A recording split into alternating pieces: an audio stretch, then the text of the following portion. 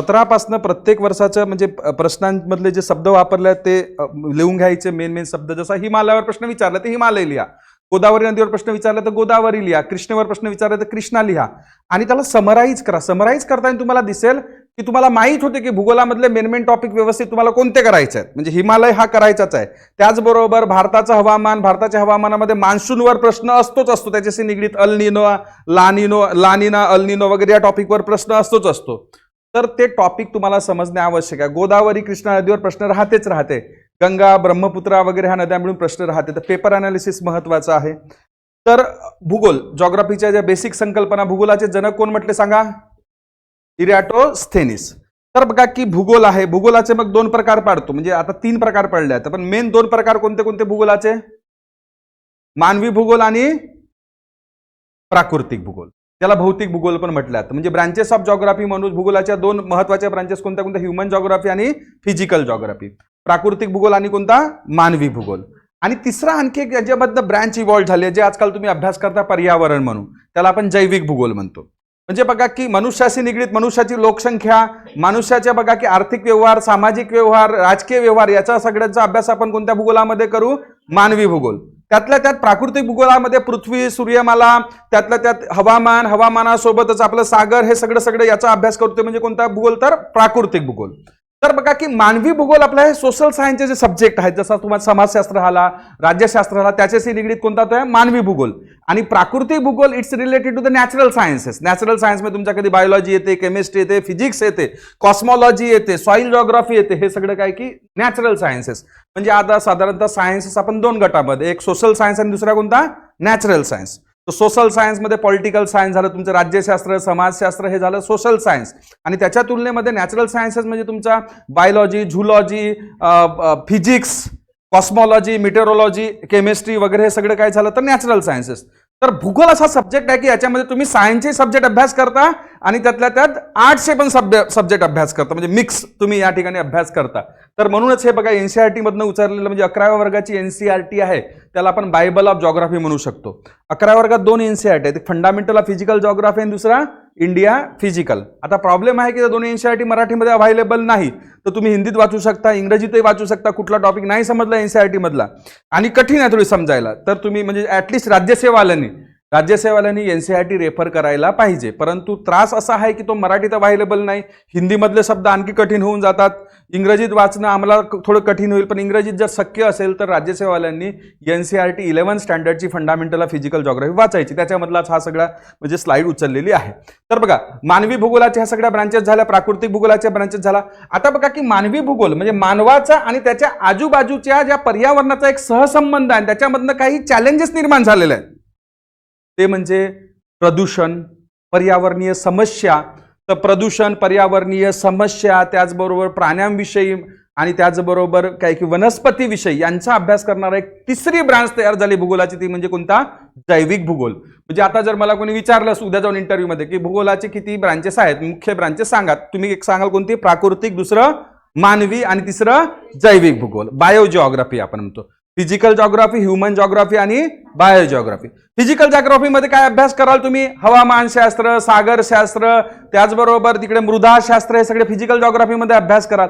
Physical म्हणजे माझ्या आजूबाजूला ज्या स्ट्रक्चर्स आहेत त्या म्हणजे फिजिकल. म्हणजे कुठं बघा नदी वाहत आहे, कुठं रस्ता आहे, कुठं पर्वत आहे, कुठं पठार आहे, म्हणजे फिजिकल जॉग्राफी झालं, प्राकृतिक भूगोल झालं. आणि माझ्या अवतीभोवती जो मानव आहे त्या मानवाच्या क्रिया म्हणजे काय झालं तर मानवी भूगोल. म्हणजे मानवाची लोकसंख्या, मानवाचे आर्थिक घडामोडी, मानवाच्या राजकीय घडामोडी, मानवाच्या सामाजिक घडामोडी. हा कोणता भूगोल झाला तर सामाजिक भूगोल किंवा ह्युमन जॉग्राफी म्हणतो, मानवी भूगोल असे म्हणतो. तर बघा फिजिकल जॉग्राफी. मग बायोजिओग्राफीमध्ये कोणत्या ब्रांचेस? तर पर्यावरण, ज्याला इकॉलॉजी आणि इकोसिस्टीम म्हणतो, परिस्थितिकी, परिसंस्था वगैरे थोडे शब्द येतील तर थोडे कठीण वाटतील तुम्हाला. त्यातल्या त्यात वनस्पतीचा भूगोल, प्राण्यांचा भूगोल, झू जॉग्राफी, म्हणजे त्या ठिकाणी बॉटनी किंवा फायटोजॉग्राफी असे म्हणतात वनस्पतीविषयी, ते त्याच्यात अभ्यास केला जातो. तर आता मी ह्याच्या तुमच्या इकडे जॉग्राफी मधली ब्रांच म्हणजे जिओमॉर्फॉलॉजी आणि तिकडे बघा नॅचरल सायन्स मधली ब्रांच जिओलॉजी. हे साधारणतः समानार्थी शब्द आहे. तुम्ही इकडे जॉग्राफीमध्ये क्लायमेटॉलॉजी अभ्यास करता आणि तिकडे कॉस्मॉलॉजीमध्ये किंवा स्पेस सायन्सेसमध्ये तुम्ही मिटिओरॉलॉजी अभ्यास करता. तर हे सगळं म्हणजे जुळते जे सब्जेक्ट्स आहेत त्यांच्यामध्ये कोरिलेशन या स्लाइडमध्ये दाखवण्यात आलेलं आहे. त्यानंतर बघा की भूगोलाचे आता तुम्हाला एका परीक्षेत प्रश्न विचारला होता की पेट्रोलॉजी म्हणजे काय, तर जनरली ज्यांनी भूगोलाचा अभ्यास नाही केला त्याला पेट्रोलॉजी म्हणजे पेट्रोलचा अभ्यास असेल, पण व्हॉट इज पेट्रोलॉजी? पेट्रोलॉजी म्हणजे काय असेल? काय असेल पेट्रोलॉजी? तर पेट्रो म्हणजे रॉक, ग्रीक भाषेमध्ये पेट्रो म्हणजे रॉक. जसं जिओ म्हणजे पृथ्वी, पेडो म्हणजे सॉइल, जसे पेडॉलॉजी म्हणजे काय तर सॉइल जॉग्राफी. पेडो म्हणजे काय होते? सॉइल. डेमो म्हणजे काय होते? डेमो लिहिता ना तुम्ही. डेमो म्हणजे काय होते? डेमो म्हणजे पीपल. म्हणजे बघा, आपल्याला इंग्रजी वगैरे अभ्यास करत असताना खूपदा इंग्रजीचे सिनॉनिम्स वगैरे, मी तुम्हाला नेहमी सांगतो, एक वर्ड पॉवर मेड इझी म्हणून पुस्तक आहे नॉर्मन लेविसची, त्याच्यामध्ये रूट वर्डचा खेळ दिलेला आहे. मॅक्झिमम इंग्लिशमधले शब्द हे ग्रीक भाषेमधून आलेले आहेत. ग्रीक भाषेमध्ये त्या रूट वर्ड पासून खूप सारे शब्द तयार झाले, जिओ पासून खूप सारे शब्द तयार झाले. म्हणजे प्रत्येक ज्या रूट वर्डमधनं, जसं ॲम्बी म्हणजे बोथ, मग तुम्ही म्हणता की अँथ्रोपो म्हणजे मनुष्य, अँथ्रोपोलॉजी मी study of mankind, philanthrope the person who loves mankind, misanthrope the person who hates mankind. तर तेच त्याच्यामुळे हे भूगोलाचे बघा की साधारणतः भूरूपशास्त्र. आता तुम्ही भूगोलाचे जनक कोण, हा प्रश्न अजून आपला राहिला. भूगोलाचे जनक कोण सांगा? चुकलं चालते. कोण सांगा? ऋत्विक? हा, थोडं प्रोनाऊन्स नाही येत असं होत आहे ना. इरॅटोस्थेनिस. कोण? इरॅटोस्थेनिक हा ग्रीक तत्वज्ञ होता. त्यांनी ग्रीक भाषेमध्ये म्हणजे त्यांनी काय म्हणजे म्हणजे ते actually 194 to 276 BC before Christ होते इरॅटोस्थेनिस. तर इरॅटोस्थेनिस यांनी भूगोल हा शब्द सर्वात पहिल्यांदा वापरला, जो इंग्रजी भाषेमध्ये जिओग्राफी. कोणत्या देशाचे होते ते? ग्रीक. हा सुद्धा प्रश्न विचारलाय. आणि जिओ म्हणजे काय होतं? जिओ या शब्दाचा अर्थ काय होतो? पृथ्वी. आणि ग्राफोज म्हणजे विश्लेषण. तर पृथ्वीचं विश्लेषण जॉग्राफीमध्ये. आता प्राकृतिक भूगोल, तर जॉग्राफीचे जनक तुम्ही सांगितले कोण? इरॅटोस्थेनिस. मग त्याच्यामधली पहिली ब्रांच कोणती? प्राकृतिक भूगोल. तर प्राकृतिक भूगोलाचे जनक विचारलेले आहेत म्हणजे परीक्षेमध्ये. म्हणजे भूगोलाचे जनक इरॅटोस्थेनिस, तर प्राकृतिक भूगोलाचे जनक कोण? सांगितलं का सरांनी? व्हायचंय. तर प्राकृतिक भूगोलाचे जनक लक्षात ठेवायचं, Alexander van Humboldt. HUMBOLT, Humboldt हा एक कीवर्ड लक्षात ठेवायचा. Alexander van Humboldt. बघा, भूगोलाचे जनक म्हटलं आपण इरॅटोस्थेनिस, त्यातल्या त्यात प्राकृतिक भूगोलाचे जनक कोण? तर हम्बोल्ट, अलेक्झांडर व्हॅन हम्बोल्ट. प्राकृतिक भूगोलाचे जनक अलेक्झांडर व्हॅन हम्बोल्ट. पहिले भूगोल हा शब्द, म्हणजे जर तुम्हाला भूगोलाचे जनक नाही विचारलं आणि भूगोल हा शब्द सर्वप्रथम वापरणारे कोण होते? तर इरॅटोस्थेनिस. 276 to 194 BC हा कार्यकाळ होता. कोणत्या देशाचे होते? ग्रीक देशाचे होते. त्यानंतर प्राकृतिक भूगोलाचे जनक कोण? तर Alexander VAN van, HUMBOLT Humboldt, Humboldt, Alexander van Humboldt. हे कोणत्या भूगोलाचे जनक? प्राकृतिक भूगोलाचे जनक. आता प्राकृतिक भूगोलाचे जनक लिहिलं ना, त्यांना हम्बोल्टला रेषा देऊन हवामानशास्त्राचे सुद्धा जनक म्हणतात. जसं तिकडे आपण अभ्यास करतो ना, बायोलॉजीचे जनक, पॉलिटिकल सायन्सचे जनक, झुलॉजीचे जनक, तिन्ही सब्जेक्टचे जनक कोण आहेत? तर अरिस्टॉटल. तर त्याच प्रकारे हे अलेक्झांडर व्हॅन हम्बोल्ट यांना प्राकृतिक भूगोलाचे जनक सुद्धा म्हणतात. त्याचबरोबर प्राकृतिक भूगोलामधली एक ब्रांच आहे, प्राकृतिक भूगोलामधले एक भूरूपशास्त्र, दुसरं हवामानशास्त्र, तिसरं सागरशास्त्र आणि चौथं मृदा भूगोल. तर जर तुम्हाला विचारलं की प्राकृतिक भूगोलामध्ये प्राकृतिक भूगोलाचे जनक अलेक्झांडर व्हॅन हम्बोल्ट, त्याचबरोबर इकडे हवामानशास्त्राचे जनक कोण विचारलं, तर हवामानशास्त्राचे जनक सुद्धा कोण? तर अलेक्झांडर व्हॅन हम्बोल्ट. तर दोन सब्जेक्ट. मग मानवी भूगोलाचे जनक कोण? कधी ऐकलं दिलं होतं? विडाल डी ला ब्लॅश. तर मानवी भूगोलाचे जनक कोण? विडाल डी ला ब्लॅश. स्पेलिंग सांगतो. पहिले पॉल लिहिलेला आहे समोर. पॉल म्हणजे तिकडे काही ख्रिश्चन लोक पॉल लिहितात. पॉल नंतर विडाल, VIDL विडॉल, त्यानंतर DED, त्यानंतर LA ला, BLESCH ब्लॅश. ते ब्लॅश लक्षात ठेवायचं. तर आता बघा की भूगोलाचे 3 जनक झाले. आपल्याला भूगोलाचे जनक माहित झाले कोण? इरॅटोस्थेनिस. प्राकृतिक भूगोलाचे जनक कोण? Alexander van Humboldt. तुम्ही सर्च कराल तर आणखी 1-2 लोकांची नावं दाखवल्या जातील गुगलवर. त्याचबरोबर त्या ठिकाणी हवामानशास्त्राचे जनक सुद्धा कोण? तर अलेक्झांडर व्हॅन हम्बोल्ट. हम्बोल्ट हे कीवर्ड लक्षात ठेवा. त्यातल्या त्यात तुम्हाला मानवी भूगोलाचे जनक कोण विचारलं, तर मानवी भूगोलाचे जनक कोण? ब्लॅश. मग तुम्हाला बघा की म्हणजे प्राकृतिक भूगोलामध्ये भूरूपशास्त्राचे जनक विचारतात. म्हणजे प्राकृतिक भूगोलाच्या मेन 4 ब्रांच कोणत्या? भूरूपशास्त्र, हवामानशास्त्र, सागरशास्त्र आणि मृदा भूगोल. सागरशास्त्र. एका परीक्षेत पेडॉलॉजीचा शब्दाचा अर्थ विचारला होता, डेमोग्राफीचा सुद्धा शब्द अर्थ विचारला होता. तर पेडॉलॉजी म्हणजे मृदा भूगोल आणि डेमोग्राफी म्हणजे लोकसंख्याशास्त्र. तर बघा, प्राकृतिक भूगोलाचे जनक झाले हम्बोल्ट. मग भूरूपशास्त्राचे जनक कोण? तर William Morris Davis. William Morris Davis. William Morris Davis. William Morris Davis. भूरूपशास्त्राचे, जिओमॉर्फॉलॉजी, भूरूपशास्त्राचे जनक विलियम मॉरिस डेव्हिस. भूरूपशास्त्राचे जनक विलियम मॉरिस डेव्हिस वगैरे तेवढं विचारणार नाही. त्यांनी भूरूपशास्त्राचे जनक विचारलेले ऑलरेडी परीक्षेमध्ये. प्राकृतिक भूगोलाचे विचारले आहे, मानवी भूगोलाचे विचारलेले आहे आणि भूगोलाचे सुद्धा विचारले. म्हणजे पुन्हा एकदा भूगोलाचे जनक कोण? तर इरॅटोस्थेनिस. हे लक्षात ठेवायचे. याच्यानंतर त्या नावात प्रोनाऊन्स करायला त्रास जायला नको. म्हणजे एक्झॅक्ट प्रोनाऊन्सिएशन इरॅटोस्थेनिस नाही आहे, पण आपण थोडं कन्व्हिनियन्ससाठी त्याला इरॅटोस्थेनिस केलेला आहे. त्यानंतर प्राकृतिक भूगोलाचे जनक हम्बोल्ट. हवामानशास्त्राचे जनक सुद्धा हम्बोल्ट. मानवी भूगोलाचे जनक कोण? ब्लॅश.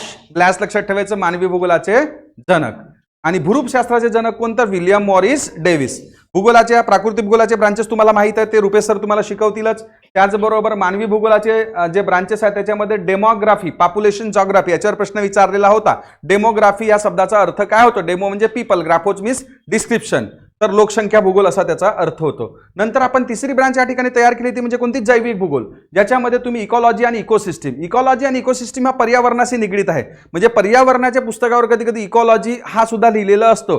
म्हणजे इकोसिस्टीमचा अभ्यास करणाऱ्या शास्त्राला काय म्हणतो? इकॉलॉजी. आणि इकोसिस्टीम म्हणजे कुठल्याही प्रजातीच्या आजूबाजूची काय की सराउंडिंग, म्हणजे त्याची काय झाली? इकोसिस्टीम. म्हणजे थोडक्यात सांगतो तुम्हाला, पर्यावरणामध्ये 3 शब्द येतात: एन्व्हायरमेंट, इकॉलॉजी आणि इकोसिस्टीम. फॉर एक्झाम्पल, ह्या जगात फक्त नारायण आयएस अकॅडमी झालं तर नारायण आयएस अकॅडमी काय असेल? तुमचं एन्व्हायरमेंट. नारायण आयएस अकॅडमी तुमची लायब्ररी आणि क्लासरूम काय झाली? तुमची इकोसिस्टीम. त्याच्यामध्ये तुमचे क्लासमेट आले तुमचे जैविक लोक, आणि टेबल बेंचेस काय झालं? अजैविक. तर जसं तुम्ही म्हणजे लायब्ररी आणि क्लासमध्ये बसता, तुमच्या अवतीभोवतीच्या जैविक आणि अजैविक गोष्टी मिळून तुमची काय बनेल? इकोसिस्टीम. म्हणजे नारायण हा एक मोठा पर्यावरण आहे, त्याच्यामध्ये काही काही गोष्टीशी तुमचा संबंध येत नाही, त्याच्यामध्ये ज्या ज्या गोष्टीशी संबंध येतो ते तुमची झाली इकोसिस्टीम. आणि त्या इकोसिस्टीमचा अभ्यास करणे म्हणजे काय की इकॉलॉजी. तर 3 शब्दांचा अर्थ आपल्याला या ठिकाणी कळला. पर्यावरण म्हणजे सगळं जे विश्वात आहे ते म्हणजे काय झालं? पर्यावरण. त्याच्यामध्ये ज्या ज्या गोष्टीशी आपला सहसंबंध येतो त्याच्यामधलं जैविक गोष्टी असतील आणि अजैविक गोष्टी असतील त्याला म्हणतो आपण इकोसिस्टीम. मराठीमध्ये त्याला परिसंस्था असे म्हणतात. आणि ह्या परिसंस्थेचा अभ्यास म्हणजे काय? तर परिस्थितिकी शास्त्र, इकॉलॉजी. 3 शब्द: एन्व्हायरमेंट, इकॉलॉजी आणि इकोसिस्टीम. त्या पर्यावरणाशी निगडीत संकल्पना आहे. म्हणजे पर्यावरण शास्त्र हा एक सब्जेक्ट जॉग्राफीमधूनच इव्हॉल्व्ह झालेला आहे. मग आता आजकालच्या काळात बघा की परीक्षेमध्ये पर्यावरणावर प्रश्न विचारतात, पण त्याला वेगळा सब्जेक्ट म्हणून सुद्धा अभ्यास केला जातो. बट पर्यावरण हा भूगोलाचाच एक पार्ट आहे. पर्यावरण तुम्हाला नीट समजायचं असेल तर भूगोलाच्या संकल्पना तुम्हाला नीट समजणे आवश्यक आहे. कारण की फॉसिल्स, जीवाश्म हा शब्द पर्यावरणात वापरतात. हा जीवाश्म या शब्दाचा अर्थ तुम्हाला इकडे भूगोलामध्ये समजायला मिळतो. बघा, मग अँथ्रोपोलॉजी याच्यामध्ये तुम्हाला कधी कधी प्रश्न विचारला तर अँथ्रोपो ह्या शब्दाचा अर्थ काय लक्षात ठेवायचं? मनुष्य. अँथ्रोपो म्हणजे काय की मनुष्य. आपण म्हणतो ना महात्मा गांधीजी वॉज द फिलांथ्रोप. तर अँथ्रोपोलॉजी, स्टडी ऑफ मॅनकाइंड, म्हणजे मनुष्याचा, बघा की म्हणजे मनुष्याचा उगम झाल्यानंतर किंवा मनुष्य तयार झाल्यानंतर त्याच्यात काय काय कल्चरल, बाकी सोशल काय काय बदल झाले त्याचा अभ्यास करणे म्हणजे काय की अँथ्रोपोलॉजी. ते लक्षात ठेवायच्या. परीक्षेत प्रश्न विचारला जाऊ शकतो. पेट्रोलॉजी. पेट्रो म्हणजे काय होतं? खडक, खडकशास्त्र. पेट्रोलॉजी म्हणजे काय? तर खडकशास्त्र. डेमोग्राफी म्हणजे काय? तर लोकसंख्याशास्त्र. लोकसंख्येचा अभ्यास करणे डेमोग्राफी. आणि जिओलॉजी, भूशास्त्र किंवा भूरूपशास्त्र ह्या सारख्याच संकल्पना आहे. म्हणजे पृथ्वीच्या अंतरंगाविषयी अभ्यास करणे, पृथ्वीविषयी अभ्यास करणे म्हणजे जिओलॉजी, आणि पृथ्वीच्या रचनेविषयी अभ्यास करणे म्हणजे भूरूपशास्त्र. त्याच्यामुळे जिओलॉजी आणि जिओमॉर्फॉलॉजी हे समानार्थी शब्द आहेत. तर तुम्हाला हे शब्द म्हणजे बहुतेक डेमोग्राफी प्रत्येकांना माहीत असेलच, त्याला लोकसंख्या भूगोल असे म्हणतो. पेट्रोलॉजी म्हणजे खडकशास्त्र म्हणतो. त्यातल्या त्यात बघा की इथं तुमचे अँथ्रोपोलॉजी म्हणजे मानववंशशास्त्र किंवा मनुष्याविषयी अभ्यास करणारं शास्त्र म्हणजे अँथ्रोपोलॉजी. बघा की भूगोलामध्ये तुम्ही बघ अक्षरवृत्त आणि रेखावृत्त तुम्हाला शिकवलं असेल सरांनी. बघा की पृथ्वी कुठलीही गोष्ट असेल तर याच्यावरचं मला जर लोकेशन दाखवायचं असेल, नारायण आयएस अकॅडमीचं लोकेशन दाखवायचं असेल तर 2 बिंदूची गरज असेल, एक्स एक्सिस आणि वाय एक्सिस. हा पॉईंट काय असेल त्या ठिकाणी त्या ठिकाणचं लोकेशन. म्हणूनच पृथ्वीवर सुद्धा कुठल्याही ठिकाणचं लोकेशन जर दाखवायचं आहे, पृथ्वी गोल आहे म्हणते, पृथ्वीचा आकार कसा आहे सांगा? अंडाकृती आहे की कशी आहे? अंडाकृती आहे का पृथ्वी? म्हणजे लहानपणी आपल्याला अंडाकृती शिकवलं आहे शाळेमध्ये, तर अंडाकृती आहे का पृथ्वी खरंच? पृथ्वीचा आकार कसा आहे? एखाद्या फळासारखा जर विचारलं तर फुगीर, दोन्ही बाजूनी चपटी. एक्झॅक्टली लाईक ऑरेंज, संत्रासारखी. संत्र दोन्ही बाजूना काय की चापट आहे. कारण की तुम्ही जर बघाल की म्हणजे पृथ्वीच्या केंद्रापासूनचा जर अंतर बघाल तर पृथ्वीच्या केंद्रापासूनचा अंतर ध्रुवावर कमी आहे की विषुववृत्तावर कमी आहे? ध्रुवावर कमी आहे. म्हणजे जे रेडियस म्हणतो, रेडियस ध्रुवावर कमी आहे आणि विषुववृत्तावर जास्त आहे. मधात फुगीर आहे, दोन्ही बाजूनी चपटी आहे. म्हणजे पृथ्वी एक्झॅक्टली संत्राकृती आहे, पण आकार सांगताना जिओइड शेप म्हणतात. जिओइड शेप पृथ्वी आहे. तर पृथ्वीवर बघा की मग या म्हणजे भूगोलाचा अभ्यास करणारी दोन रेषा त्या ठिकाणी घेण्यात आल्या. एक उभ्या रेषा आणि दुसऱ्या कोणत्या? आडव्या रेषा. आडव्या रेषांना आपण काय म्हणतो? अक्षरवृत्त की रेखावृत्त? अक्षरवृत्त. अक्षरवृत्त. कधी कधी अक्षरवृत्त रेखावृत्त कन्फ्युज झालं तर आडव्या अक्षरवृत्त आणि उभ्या रेखावृत्त. इंग्रजीमध्ये त्याला लॉन्जिट्यूड आणि लॅटिट्यूड. आडवे लॅटिट्यूड आणि उभे लॉन्जिट्यूड. मग आपल्या पृथ्वीवर बघा की पृथ्वी याप्रमाणे फिरत आहे, पूर्वेकडून पश्चिमेकडे की पश्चिमेकडून पूर्वेकडे? पश्चिमेकडून पूर्वेकडे. मग पृथ्वीवर वेळ ठरवायचा. आता फॉर एक्झाम्पल इकडे सूर्य आहे आणि पृथ्वी अशी पश्चिमेकडून पूर्वेकडे फिरत आहे, तर वेळ ठरवायचा आहे तर अक्षरवृत्त कामात येतील की रेखावृत्त कामात येतील? रेखावृत्त. म्हणजे पृथ्वीवर वेळ ठरवण्यासाठी आपल्याला कोणता वृत्त कामात येतो? रेखावृत्त, ज्याला आपण काय म्हणतो? लॉन्जिट्यूड. कारण की पृथ्वी पश्चिमेकडून पूर्वेकडे फिरते आणि सूर्याच्या दिशेने जर पृथ्वी पश्चिमेकडून पूर्वेकडे फिरते तर ह्या उभ्या रेषा ज्या आपण म्हणतो लॉन्जिट्यूड, या पृथ्वीवर वेळ ठरवायला मदत करतात आणि आडव्या रेषा पृथ्वीवर तापमानाचं वितरण सांगायला आपल्याला मदत करतात. तर मी अक्षरवृत्त रेखावृत्तामध्ये खूप डिटेलमध्ये जात नाही. अक्षांश आणि रेखांश, आडव्या रेषा अक्षरवृत्त आणि उभ्या रेषा रेखावृत्त. मग साधा आहे की 0 डिग्री पासून इकडे 90 डिग्रीला जातो तर तुमचं काय असेल तर उत्तर ध्रुव की दक्षिण ध्रुव? उत्तर ध्रुव. तर मग 90 डिग्री उत्तर म्हणजे उत्तर ध्रुव आणि 90 डिग्री दक्षिण म्हणजे काय की दक्षिण ध्रुव. हे अक्षांश आणि रेखांश दाखवण्यासाठी जे एकक वापरतात ते म्हणजे डिग्री, मिनिट आणि सेकंद. डिग्री एका गोलाने दाखवतात, मिनिट 1 रेषा आणि सेकंद 2 रेषा. म्हणजे 60 सेकंद म्हणजे 1 मिनिट, त्यानंतर म्हणजे 60 मिनिट म्हणजे काय तर 1 डिग्री. तर या ठिकाणी अक्षरवृत्त किती आहेत? मग तलाठीच्या परीक्षेत प्रश्न विचारते की पृथ्वीवर एकूण अक्षरवृत्त किती आहेत? तुम्हाला माहितीच आहे. आडव्या रेषा किती आहेत? 181. इकडचे 90 आणि इकडचे 90 आणि मधला 181. मग तुम्हाला विचारलं की पृथ्वीवर रेखावृत्त काय कुठे आहेत? म्हणजे 325 हा एकच झाला. 360 नाही 361 झाले असते ना. 180 पूर्व 180 पश्चिम. तर ठीक आहे, 360 म्हणजे 180. तसाही स्पियर असतो. हा स्पियर किती डिग्रीचा असेल? 360. वर्तुळ किती डिग्रीचा असतो? 360. सर्कल किती डिग्रीचा राहते? 360. त्याच्यामुळे आपल्या पृथ्वीवर रेखावृत्त किती आहेत तर 360. 360 पैकी 0 डिग्री एक आहे, परंतु 180 डिग्री पूर्व आणि 180 डिग्री पश्चिम ही वेगळी रेषा आहे का? नाही, ती एकच रेषा आहे. तिला काय म्हणतो मनीषा आपण? तिला आंतरराष्ट्रीय वार रेषा की आंतरराष्ट्रीय प्रमाणवेळ रेषा? प्रमाणवेळ रेषा नाही, ती कोणती? आता आंतरराष्ट्रीय वार रेषा. 180 वाली कोणती? आंतरराष्ट्रीय वार रेषा, इंटरनॅशनल डेट लाईन. आणि 0 डिग्री वाली कोणती? आंतरराष्ट्रीय प्रमाणवेळ रेषा, जिला आपण ग्रीनविच वगैरे शब्द वापरतो. आंतरराष्ट्रीय प्रमाणवेळ रेषा. तर 0 डिग्री रेखावृत्ताला आपण काय म्हणतो? आंतरराष्ट्रीय प्रमाणवेळ रेषा. आणि 180 डिग्री पूर्व आणि 180 डिग्री पश्चिम दोन्ही मिळून 180 वाला रेखावृत्त, त्याला काय म्हणतो? आंतरराष्ट्रीय वार रेषा, इंटरनॅशनल डेटलाईन. इंटरनॅशनल डेटलाईन फारशी चर्चा केल्या जात नाही, परंतु तुमच्या राज्यसेवाल्यांना थोडंसं इंटरनॅशनल डेटलाईनवर पण प्रश्न विचारला जाऊ शकतो. पॉलिनेशिया वगैरे त्याच्याकडे तुम्हाला लक्ष द्यावं लागेल. तर या ठिकाणी रेखावृत्त आहेत. मग ह्या रेखावृत्त आणि अक्षरवृत्त. अक्षरवृत्तामध्ये 0 डिग्री वाला जो पृथ्वीच्या गोलाला 2 भागात विभाजन करतो त्याला आपण म्हणतो विषुववृत्त. विषुववृत्त पृथ्वीच्या म्हणजे जो गोल आहे त्याला 2 भागात विभाजन करतो. आणि मग उत्तरेकडचा, विषुववृत्ताच्या उत्तरेकडचा कोणता गोलार्ध आला तर उत्तर गोलार्ध आणि दक्षिणेकडचा दक्षिण गोलार्ध. मग उत्तर गोलार्ध आणि दक्षिण गोलार्ध, आजकाल तुम्हाला सर प्रितेश सर बहुतेक नकाशे काढायला सांगत असतील तर उत्तर गोलार्धामध्ये पाणी जास्त आहे की दक्षिण गोलार्धामध्ये पाणी जास्त आहे? दक्षिण गोलार्धामध्ये पाण्याचं प्रमाण जास्त आहे आणि उत्तर गोलार्धामध्ये खंडाच्या भाषेमध्ये कर्कवृत्त आणि मकरवृत्त हा शब्द वापरलेला आहे, माहित आहे तुम्हाला? कर्कवृत्त, ट्रॉपिक ऑफ कॅन्सर म्हणजे काय झाला? कर्कवृत्त. आणि ट्रॉपिक ऑफ कॅप्रिकॉर्न म्हणजे काय झाला? मकरवृत्त.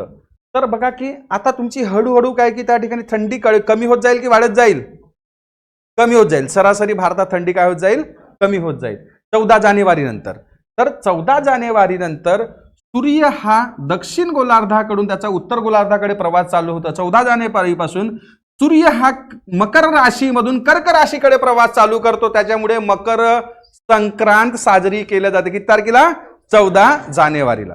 तर बघा की ह्या महत्वाच्या ज्या आडव्या रेषा ज्यांना अक्षरवृत्त म्हणतो आपण, त्याच्यामध्ये विषुववृत्त, त्यानंतर हा काय झाला? कर्कवृत्त, हा काय झाला? मकरवृत्त, हा काय झाला? आर्टिक वर्तुळ, हा काय झाला? अंटार्क्टिक वर्तुळ, आणि हा काय झाला? उत्तर ध्रुव, आणि हा काय झाला? दक्षिण ध्रुव. याप्रमाणे पृथ्वीला 3 भागात जर विभाजन करायचं झालं तर कोणत्या 3 भागामध्ये आपण विभाजन करू? हे 3 भाग. ह्या भागाला कोणता भाग म्हणू?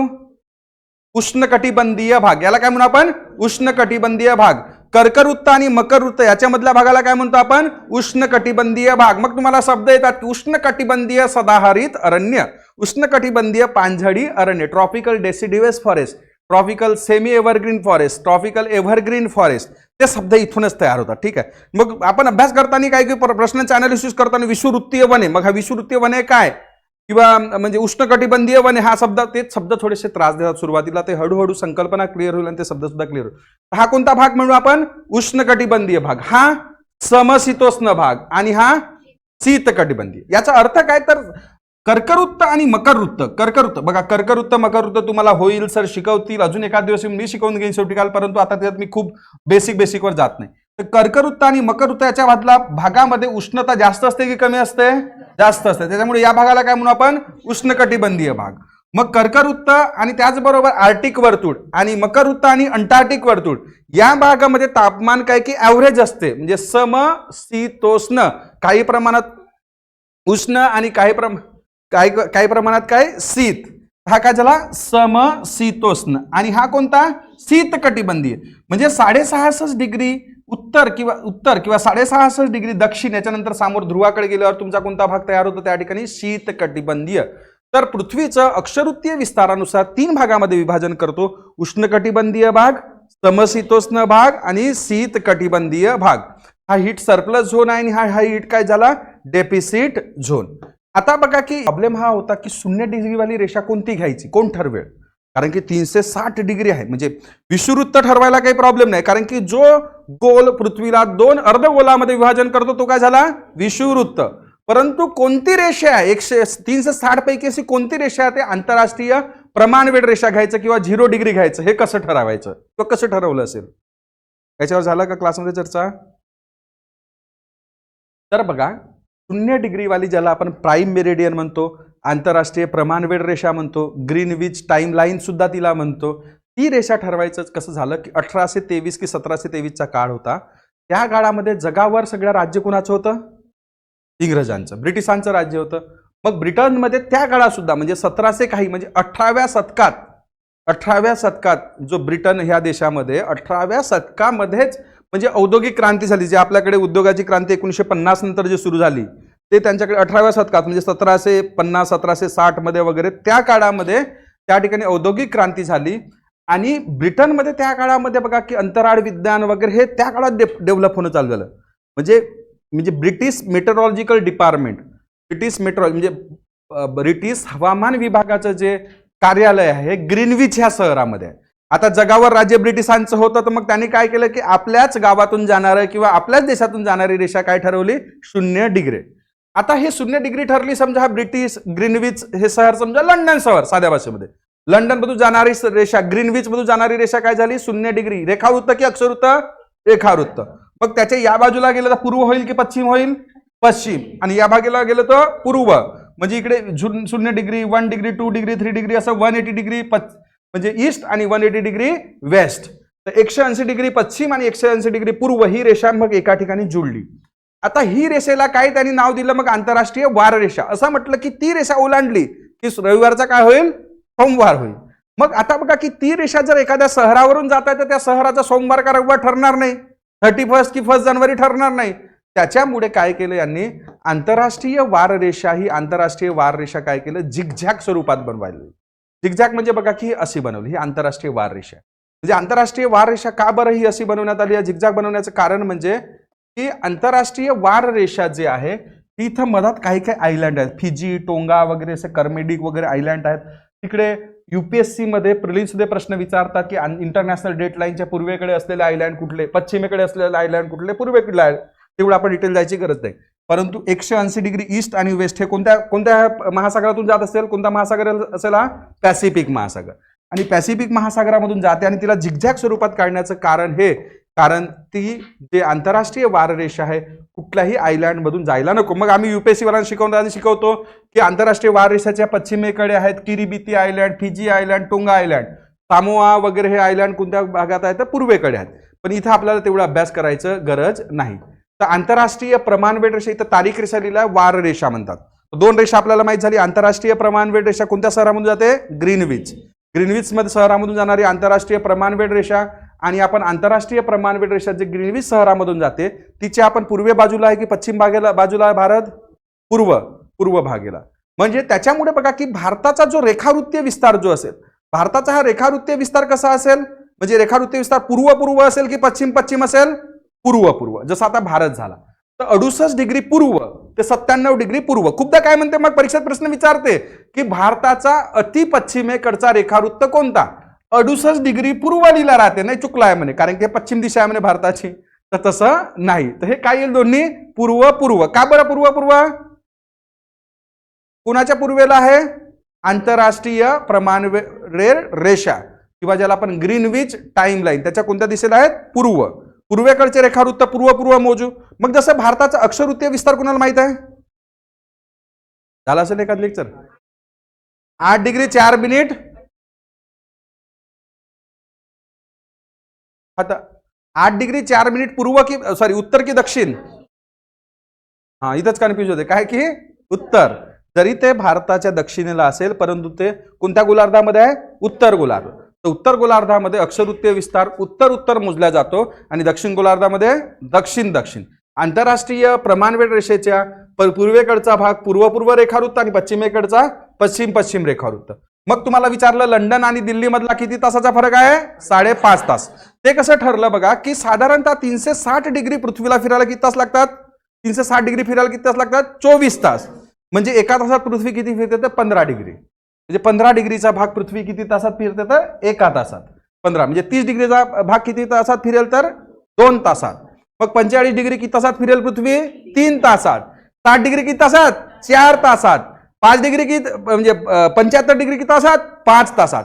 मग आम्ही अशा एका भारतीय प्रमाणवेळ रेषेच्या शोधात होतो जे आंतरराष्ट्रीय प्रमाणवेळ रेषेशी तुलना करताना एक थोडीशी अप्रोप्रिएट असेल आणि ते भारताच्या मधोमध जाईल, कारण की भारतात वेगळ्या काही प्रमाणवेळ रेषा बनवू शकत नाही. आधी 3 प्रमाणवेळ रेषा होत्या, कलकत्त्याची एक, ना चेन्नईची एक आणि इकडे मुंबईची एक.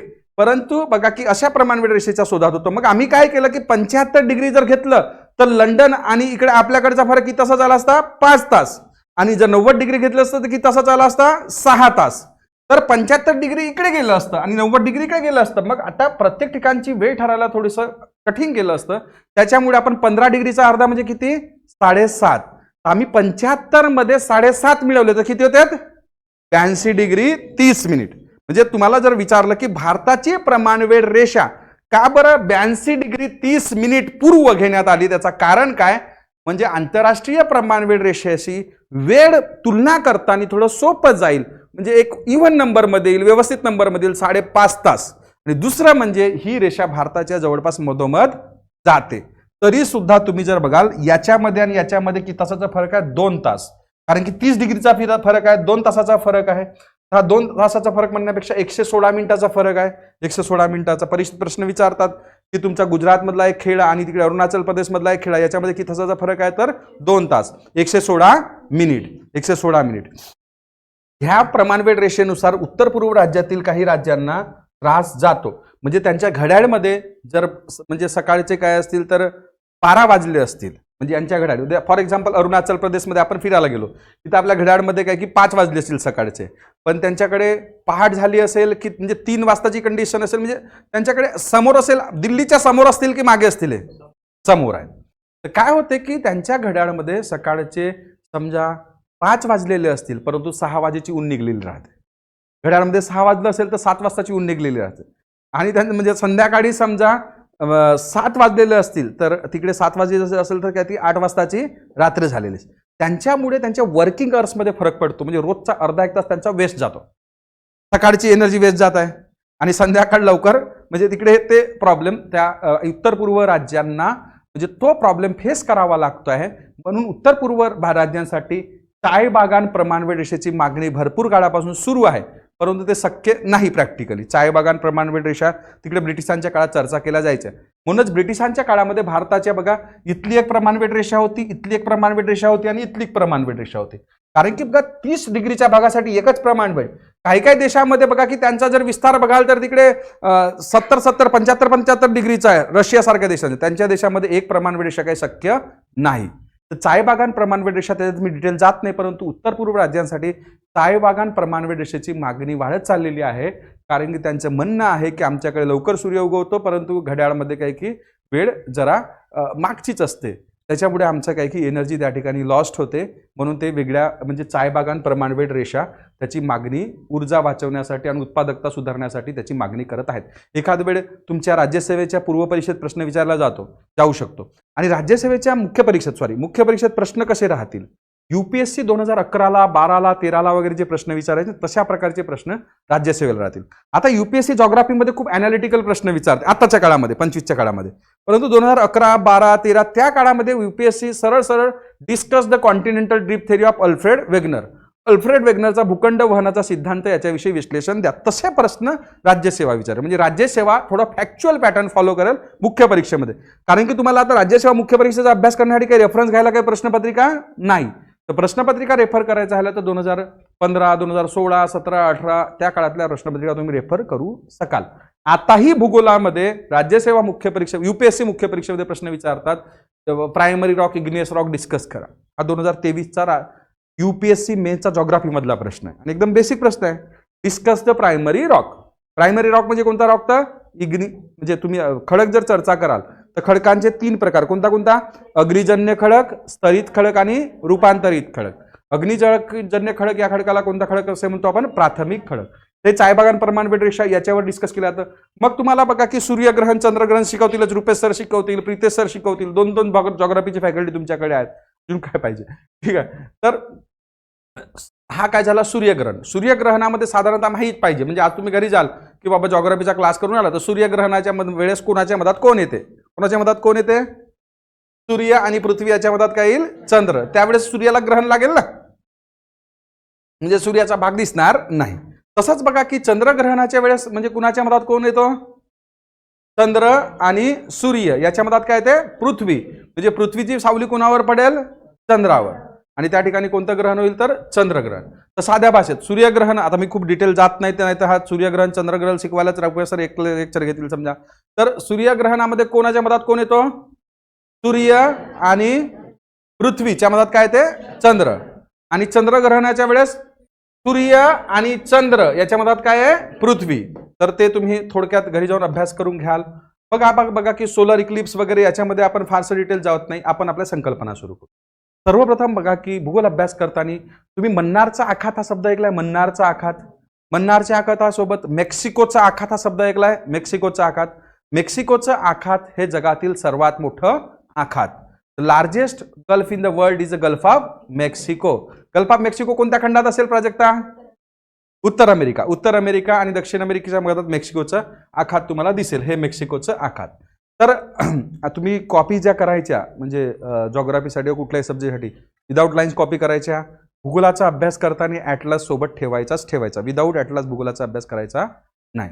तर बघा आखाताची व्याख्या काय, आखात म्हणजे काय. भारतात तुम्ही आखात जेव्हा चर्चा करता तर भारतातही तुम्हाला कच्छचे आखात आणि खंबातचे आखात, तर जसं आपण हा म्हटलं हा कोणता आखात आहे सांगा, कच्छ. आणि हा कोणता आहे, हा कच्छ आहे की हा कच्छ आहे, हा वरचा कच्छ आणि हा खंबात. मग तुम्हाला जर विचारलं की या ठिकाणच्या ज्या नद्या आहेत त्या कोणत्या आखाताला जाऊन मिळतात, खंबातच्या आखाताला. कोणती नदी सांगा, एखाद्या नदीचं नाव, नर्मदा नदी, आणखी तापी नदी, आणखी माही, साबरमती. तर साबरमती, माही, तापी, नर्मदा ह्या कुठे जाऊन मिळतात, तर खंबातच्या आखाताला. मग भारतात जर तुम्ही विचार केला तर कोरल रिफ्स ही एक संकल्पना तुम्ही कुठे अभ्यास केला असाल, कोरल रिफ्स आपण ज्याला म्हणतो, कोरल रिफ्स ज्याला प्रवाळ भित्तिका. तर भारतात जर तुम्हाला प्रवाळ भित्तिका कुठे असा पूर्व परीक्षेला प्रश्न विचारतील तर कच्छच्या आखातामध्ये प्रवाळ भित्तिका आहेत, आणि हे लक्षद्वीप आणि मिनिकॉय या ठिकाणी प्रवाळ भित्तिका आहेत. लक्षद्वीप, मिनिकॉय हा बेटच प्रवाळ भित्तिकाने बनलेला आहे. आता प्रवाळ भित्तिका काय समोर चर्चा करू, ठीक आहे, आपल्याकडे म्हणजे 3 वाजेपर्यंतची वेळ आहे. त्यानंतर बघा की इकडे मन्नारचा आखात आहे. मन्नारचा म्हणजे भारत आणि श्रीलंकाच्या दरम्यान कोणता आखात आहे, मन्नारचा आखात, गल्फ ऑफ मन्नार. आणि तिकडे अंदमान निकोबार. तर बघा 4 शब्द लक्षात ठेवायचं. भारतात कोरल रीफ, प्रवाळ भित्तिका म्हणजे ते काय, तर ते काय म्हणू आपण, एक्वायटिक ॲनिमल्स आहेत की प्लांट्स आहेत, animals, aquatic animals and those are getting converted into salt after getting died, म्हणजे मेल्यानंतर ते त्यांचं म्हणजे क्षारामध्ये रूपांतर होते आणि त्याच्यापासून बनणाऱ्या भित्तिका म्हणजे कोणत्या, प्रवाळ भित्तिका. आणि ह्या प्रवाळ भित्तिका मिळून मिळून आपल्या महासागरामधले काही काही बेट तयार झाले आहेत. जसा लक्षद्वीप मिनिकॉय बेट हा प्रवाळ भित्तिकेमुळे तयार झालेला आहे, कोरल रीफचा बनलेला आहे.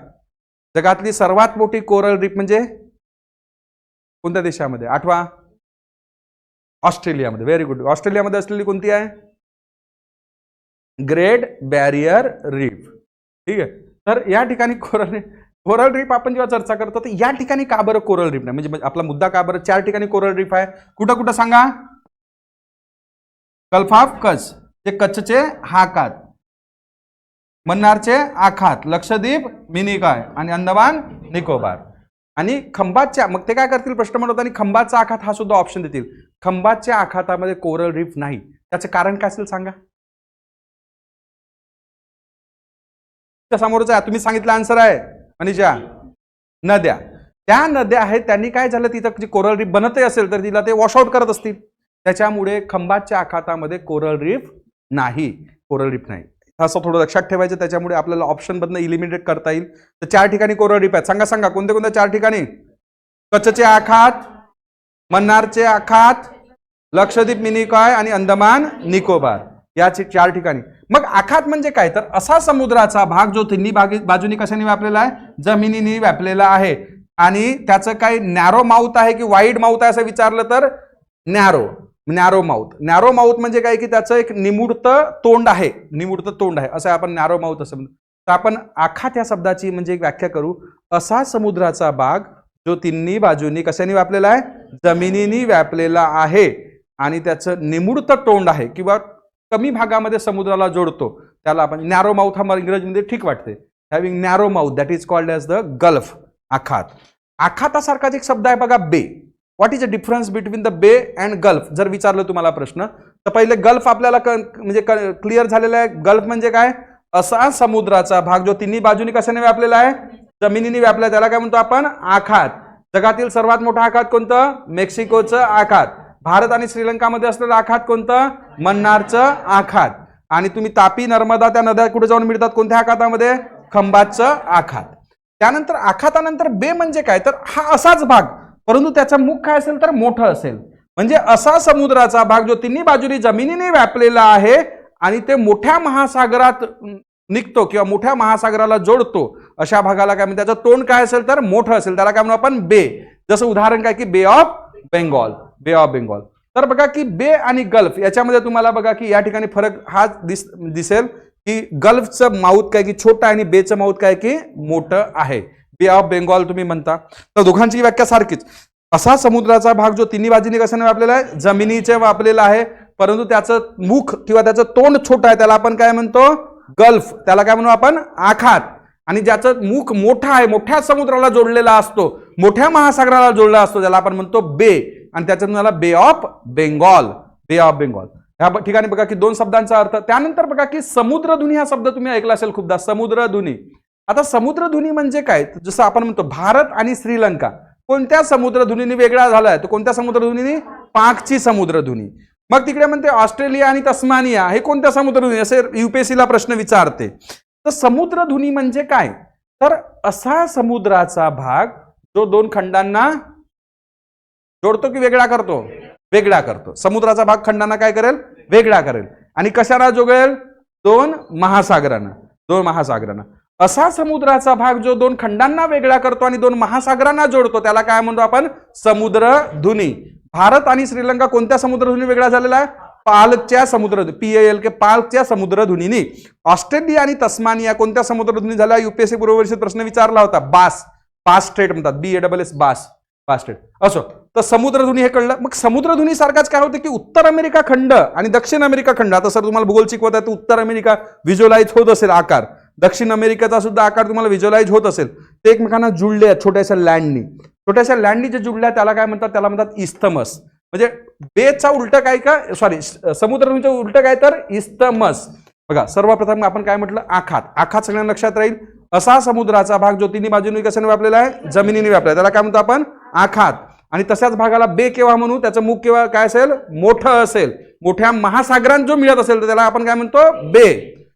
दुसरा आपण समुद्रधुनी म्हणजे काय, तर असा समुद्रधुनी, समुद्र हा शब्द आला, असा समुद्राचा भाग जो दोन खंडांना वेगळा करतो आणि जो महासागरांना जोडतो त्याला आपण म्हणतो समुद्रधुनी. मग इस्तमस, इस्तमसचं काय मराठीत भाषांतर आपल्याला भेटलं नाही. इस्तमस म्हणजे काय, तर असा जमिनीचा निमुळता भाग, असा जमिनीचा निमुळता भाग जो दोन खंडांना जोडतो आणि महासागरांना वेगळा करतो. महासागरांना जोडणारा गुण काय असेल, समुद्रधुनी असेल की इस्तमस असेल, समुद्रधुनी. आणि त्याचबरोबर खंडांना जोडणारा काय असेल तर इस्तमस.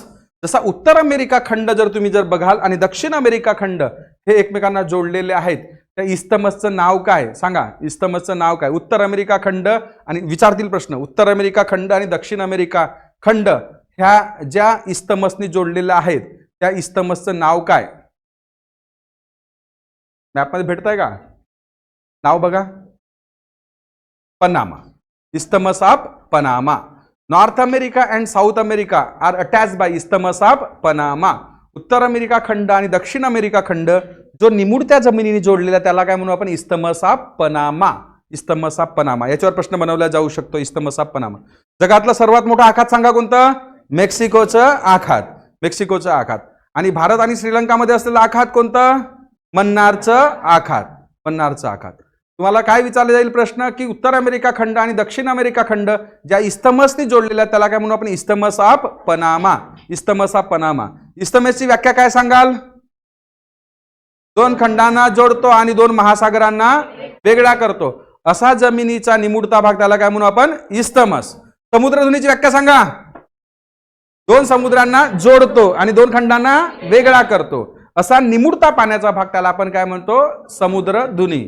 बे झालं तुमचं, गल्फ झालं, त्याचबरोबर या ठिकाणी इस्तमस झालं आणि इस्तमस सोबत तुमचं काय की स्ट्रेट, समुद्रधुनी. मग पेनिन्सुला खूप धावतं ना, द्वीपकल्प, भारतीय द्वीपकल्प, द्वीपकल्पीय पठार, द्वीपकल्प. तर भारतीय द्वीपकल्प भरपूर द्वीपकल्प आहे. या ठिकाणी तुम्हाला काय दिसेल, स्पेसिफिकली हा ट्रँग्युलर भाग दिसेल, हा ट्रँग्युलर. आता मग अशी समुद्राचा भाग जो आपण चर्चा करत होतो तिन्ही बाजूनी जमिनीने व्यापलेला त्याला काय म्हणू आपण, आखात. मग जमिनीचा त्रिकोणाकृती भाग जो तिन्ही बाजूने कशाने व्यापलेला आहे, पाण्याने व्यापला, त्याला काय म्हणू आपण, द्वीपकल्प, peninsula. Triangular landmass which is surrounded by water from 3 side that is called as the peninsula. त्रिकोणाकृती जमिनीचा भाग जो तिन्ही बाजूनी कशाने व्यापलेला आहे, महासागरांनी किंवा समुद्रांनी वेढलेला आहे त्याला काय म्हणतो आपण, द्वीपकल्प. असा जमिनीचा त्रिकोणाकृती भाग जो जवळपास तिन्ही बाजूनी पाण्याने वेढलेला त्याला आपण काय म्हणतो, द्वीपकल्प, भारतीय द्वीपकल्प. द्वीपकल्पीय नद्या म्हणजे ह्या भागातल्या नद्या. द्वीपकल्पीय पठार म्हणजे दख्खनचं पठार म्हणजे कोणतं पठार झालं, द्वीपकल्पीय पठार. द्वीपकल्पाचं मिनिंग क्लिअर राहील आपल्याला, जमिनीचा त्रिकोणाकृती भाग जो कशाने व्यापलेला आहे, महासागरांनी वेढला त्याला काय म्हणू आपण, द्वीपकल्प. मग बघा की तुम्ही म्हणजे तिकडे खाड्या चर्चा करता कशामध्ये, तर महाराष्ट्राच्या भूगोलामध्ये धर्मत्तरची खाडी, राजापूरची खाडी, दाभोळची खाडी, विजयदूरची खाडी, तेरेखोलची खाडी, जयगडची खाडी, ह्या खाड्या आपण चर्चा करतो. त्या खाड्यांना आपण काय म्हणतो इंग्रजीमध्ये, इश्चुरी. इश्चुरीला मराठीमध्ये काय म्हणू आपण, खाडी. ज्या ठिकाणी नदी महासागराला मिळते, ज्या ठिकाणी नदी महासागराला मिळते त्या ठिकाणी महासागराचं पाणी जमिनीत शिरल्यासारखं दिसतं त्या भागाला नदीचं मुख म्हणतात. आणि नदीच्या मुखात गोड पाणी आणि खारं पाणी मिश्रित होते आणि त्या भागाला म्हणतो आपण खाडी. खाडी म्हणजे धर्मत्तर, महाराष्ट्र भूगोलात अभ्यास कराल तुम्ही, धर्मत्तरची खाडी, राजापूरची खाडी, दाभोरची खाडी, विजयदूरची खाडी, तेरेखोलची खाडी, जयगडची खाडी, तर हे खाडी. तर खाडी, इश्चुरी, इश्चुरी म्हणजे काय तर खाडी. आणि खाडी म्हणजे काय, ज्या ठिकाणी नदी महासागराला मिळते. खूपदा काय होते की आपण भूगोल अभ्यास करायची सुरुवात करतो तर आपल्याला नदीचं मुख, माउथ ऑफ द रिव्हर म्हणजे काय वाटू शकते, ज्या ठिकाणी नदी ओरिजिन होते ते, पण चुकीचं. माउथ ऑफ द रिव्हर म्हणजे काय, ज्या ठिकाणी नदी महासागराला मिळते, समुद्राला मिळते त्याला आपण काय म्हणतो, नदीचं मुख. आणि नदीच्या मुखाच्या भागात काय तयार होते, खाडी, इश्चुरी. खाडी आपल्याला क्लिअर झालं, ज्या ठिकाणी नदीचा भाग म्हणजे समुद्राला जोडतो आणि गोळं पाणी आणि खाऱ्या पाण्याचं मिश्रण होते त्या भागाला खाडी म्हणतो, इश्चुरी म्हणतो, इश्चुरी. आणि या भागाला नदीचं मुख असे म्हटलं जातं. माउथ ऑफ द रिव्हर, नदीचं तोंड, ज्या ठिकाणी नदी महासागराला मिळते त्याला नदीचं मुख असे म्हणतात, माउथ ऑफ द रिव्हर. आणि नदीच्या मुखाच्या भागात काय तयार होतात, खाडी तयार होतात. काही काही ठिकाणी तलाव सुद्धा तयार होतात आणि त्या तलावाला वेगळे नाव दिलं जातं, म्हणजे लगून लेक किंवा असे वेगवेगळे लेक. जसं वेंबनाद हा तलावाचं नाव ऐकलं का, वेंबनाद. भारताच्या भूगोलामध्ये प्रश्न विचारतात, वेंबनाद तलाव कोणत्या राज्यामध्ये आहे, वेंबनाद. त्या ठिकाणी ते बोट रेस घेतले जाते. ते मिले सुर मेरा तुम्हारामध्ये दाखवते ना, ते बोट रेस भीमसेन जोशी गाते आणि ते बोट रेस. केरळ राज्यामध्ये वेंबनाद तलाव आहे, पेरियार नदी आणि तिथे समुद्र, आणि तिथं समुद्राची पातळी आणि ते वेंबनाद तलावाची पातळी जवळपास काय की सारखी आहे. म्हणजे त्यामुळे त्या ठिकाणी खूप जास्त स्लोप नाही आणि त्या भागामध्ये ते बोट रेस घेतलं जातं. काहीतरी त्या बोट रेसला नेहरू ट्रॉफी वगैरे काही नाव दिलेलं आहे. तर समुद्रधुनी झालं. नदीचं तोंड आपल्याला क्लिअर आहे, माउथ ऑफ द रिव्हर. ज्या ठिकाणी नदी महासागराला मिळते त्याला नदीचं मुख असे म्हणतो. आणि नदीच्या मुखाशी काय तयार होतात? खाड्या तयार होतात, इच्चुरी तयार होतात. हे त्या ठिकाणी लक्षात ठेवायचं आहे. त्यानंतर डेल्टा, त्रिभुज प्रदेश म्हणतो आपण. जसं गंगेचा त्रिभुज प्रदेश, सुंदरबन डेल्टा वगैरे असे शब्द वापरतात. आणि डेल्टा हा शब्द आला तर काय की खूप असा सुपीक लँडमास असं त्या ठिकाणी संकल्पना. तुम्ही तिकडे बहुतेक मॅथमॅटिक्समध्ये सुद्धा डेल्टा वगैरे वापरता, पण इथं जो डेल्टा आपण म्हणतो त्रिभुज, डेल्टा प्रदेश मराठीमध्ये काय म्हणतो? त्रिभुज प्रदेश. काय होते की नदीचं उगम होते. नदी उगम पावल्यानंतर मधात रस्ता तिला खूप साऱ्या नद्या येऊन मिळतात. त्याला आपण काय म्हणू? उपनद्या. ज्या नद्या येऊन मिळतात, जसं वैनगंगा नदी कोणाची उपनदी? गोदावरी. तर वैनगंगा नदी गोदावरीला जाऊन मिळते आणि वैनगंगेला मग तिकडे प्राणहिता, इंद्रावती वगैरे ह्या नद्या येऊन मिळतात. तर वैनगंगा नदी गोदावरी. परंतु ज्यावेळेस नदी महासागराकडे जात असते, म्हणजे काय होते की बघा, वरतून पर्वतावर नदी आली, इथून त्यांनी काही की झीज करून इथून गाळ आणल्यानंतर इथून ट्रान्सपोर्ट करत असताना ज्यावेळेस समुद्राला मिळत असते त्या ठिकाणी आपल्या मुखाशी नदी काय की गाळाचं संचयन करते. त्याच्यामुळे नदी समुद्राला कधीच, म्हणजे खूपदा काय की कधीच म्हणण्यापेक्षा चुकीचं आहे की खूपदा काय की नदी समुद्राला मिळत असताना वेगवेगळ्या वितरिकांमधून मिळते. म्हणजे असं एकच ह्याच्यातून जसं तिथं दाखवलं याप्रमाणे काही नदी समुद्राला मिळत नाही. काही ठिकाणच्या नद्या ह्याच प्रमाणात मिळतात, जशा कोकणातल्या नद्या. कारण की कोकणात काय की उतार जास्त आहे. कोकणातल्या नद्या उतार जास्त आहे, म्हणजे कोकणातल्या नद्या त्रिभुज प्रदेश तयार करतील का? नाही. कोकणातल्या सोडा, पश्चिमेकडच्या नद्या त्रिभुज प्रदेश तयार करतात, कारण की या ठिकाणी स्लोप जास्त आहे. सरळ नदी आली की गेली. परंतु तिकडे आपल्या पूर्व भागातील पूर्व किनारपट्टीच्या तुमची गंगा नदी झाली, तिकडे ब्रह्मपुत्रा नदी झाली, महानदी झाली, ह्या सगळ्या नद्या काय करतात? तुमची कृष्णा नदी झाली, गोदावरी नद्या झाल्या, ह्या नदीच्या मुखाशी काय तयार करतात? तर त्रिभुज प्रदेश. कारण की नदी महासागराला मिळत असताना ती एका भागातून मिळत नाही, त्या वेगवेगळ्या छोट्या छोट्या वितरिका, आणि ह्या वितरिकांना म्हणतो डिस्ट्रीब्युटरी. दोन शब्द नद्यांच्या बाबतीत, एक ट्रिब्युटरी आणि दुसरं कोणतं? डिस्ट्रीब्युटरी. जी नदी मेन नदीला मिळते तिला काय म्हणू आपण? ट्रिब्युटरी, आणि जे सोडून जाते तिला काय म्हणू आपण? डिस्ट्रीब्युटरी. तर हे डिस्ट्रीब्युटरी, जसं हुगळी नदी ऐकलाय तुम्ही? हुगळी नदी, तिच्या काठावर कोणतं शहर वसलं आहे? कोलकाता. आणि हुगळी नदी ही कोणत्या नदीची डिस्ट्रीब्युटरी? गंगा नदीची. हुगळी नदी हे कोणत्या नदीची डिस्ट्रीब्युटरी? गंगा. बट कोसी नदी हे कोणत्या नदीची उपनदी? गंगा. म्हणजे कोसी गंगेला येऊन मिळते आणि हुगळी गंगेला सोडून जाते. तर बघा, तर नदीच्या मुखाशी निर्माण झालेल्या नदीच्या निक्षेपणामुळे त्रिकोणाकृती सुपीक भागास काय म्हणतो आपण? त्रिभुज प्रदेश. गंगेचा त्रिभुज प्रदेश, सुंदरबन डेल्टा वगैरे असे डेल्टा त्या ठिकाणी तयार होतात. नदीच्या मुखाशी नदीने आणलेल्या गाळाचं संचयन होते आणि अशा त्रिकोणाकृती भागास काय म्हणतो आपण? डेल्टा किंवा त्याला काय म्हणतो आपण? त्रिभुज प्रदेश. डेल्टा किंवा त्रिभुज प्रदेश असे म्हणतात. हे सगळं घरी लिहून काढायचं. तुम्ही जगाच्या भूगोलाची जे नोट्स बनवलेले आहेत त्याच्यात हे सगळ्या संकल्पना समजायच्या, लिहून काढायच्या, आकृत्या काढायच्या. कारण की हे जर शब्द किंवा ह्या शब्दांचा अर्थ कळला तर भूगोल समजायला आणखी समोर सोपं जाईल. बहुतेक उद्या सॅटर्डे असेल, सॅटर्डेचा क्लास आहे की नाही, बहुतेक उद्याच राहीलच, सर राहतील. तर तरी संडेचा वेळ मिळतो ते पूर्ण लिहून काढायचं. तुमच्या टेस्टचा पण शेड्यूल टाकला वाटते, कधीपासून आहे? कंबाईनचा टेस्टचा शेड्यूल टाकला का? किती लोक देणार आहेत एक्झाम? उद्या आहे टेस्ट?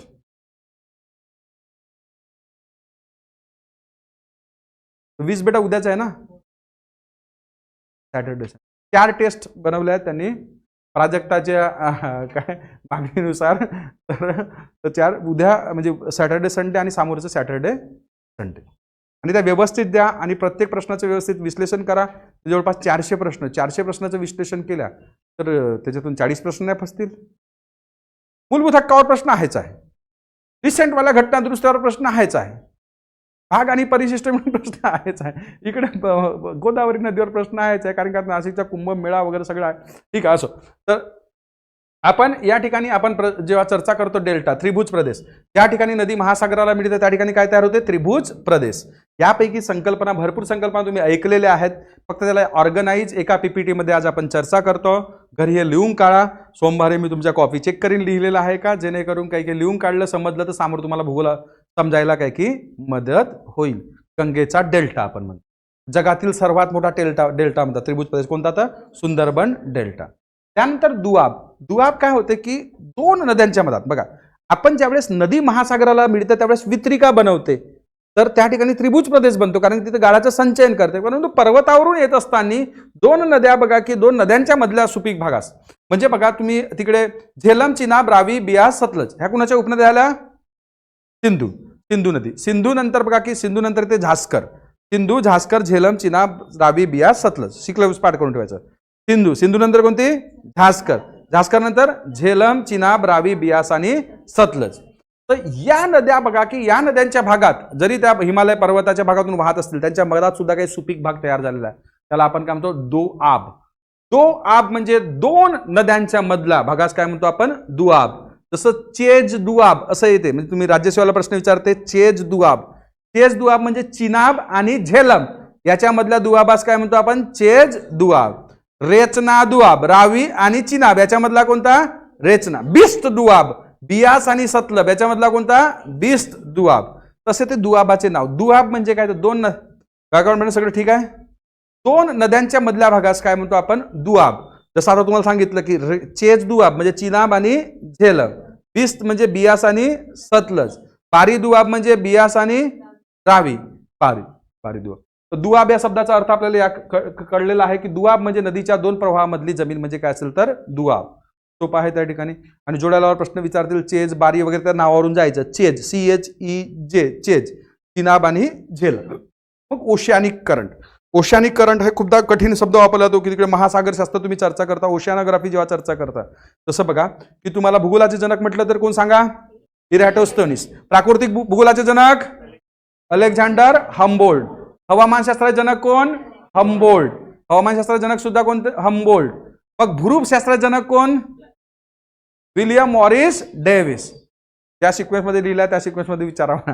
तर काय भूरूपशास्त्राचे जनक कोण, विलियम मॉरिस डेव्हिस. आणि मानवी भूगोलाचे जनक कोण, ब्लॅश. मानवी भूगोलाचे जनक मग तुम्हाला विचारलं की सागरशास्त्राचे जनक कोण, मग तिकडे काय की हे विचारणार नाही, ठीक आहे, पण आहे माझ्याकडे लिहिलेलं. सागरशास्त्र जनक जर लिहायचं आहे तर म्हणजे प्राकृतिक भूगोलाचे आपले ब्रांचेस झाले त्या ठिकाणी सागरशास्त्र, पेडॉलॉजीचं तर नाही विचारणार. मग तुम्हाला विचारलं लोकसंख्याशास्त्र जनक पण लिहिला माझ्याकडे. लोकसंख्याशास्त्र विचारला जाऊ शकतो. लोकसंख्याशास्त्राचं जनक, फादर ऑफ डेमोग्राफी, लोकसंख्याशास्त्राचे जनक जॉन ट्रॉन्ट, GRAUNT आडनाव आहे त्याचा, GRAUNT.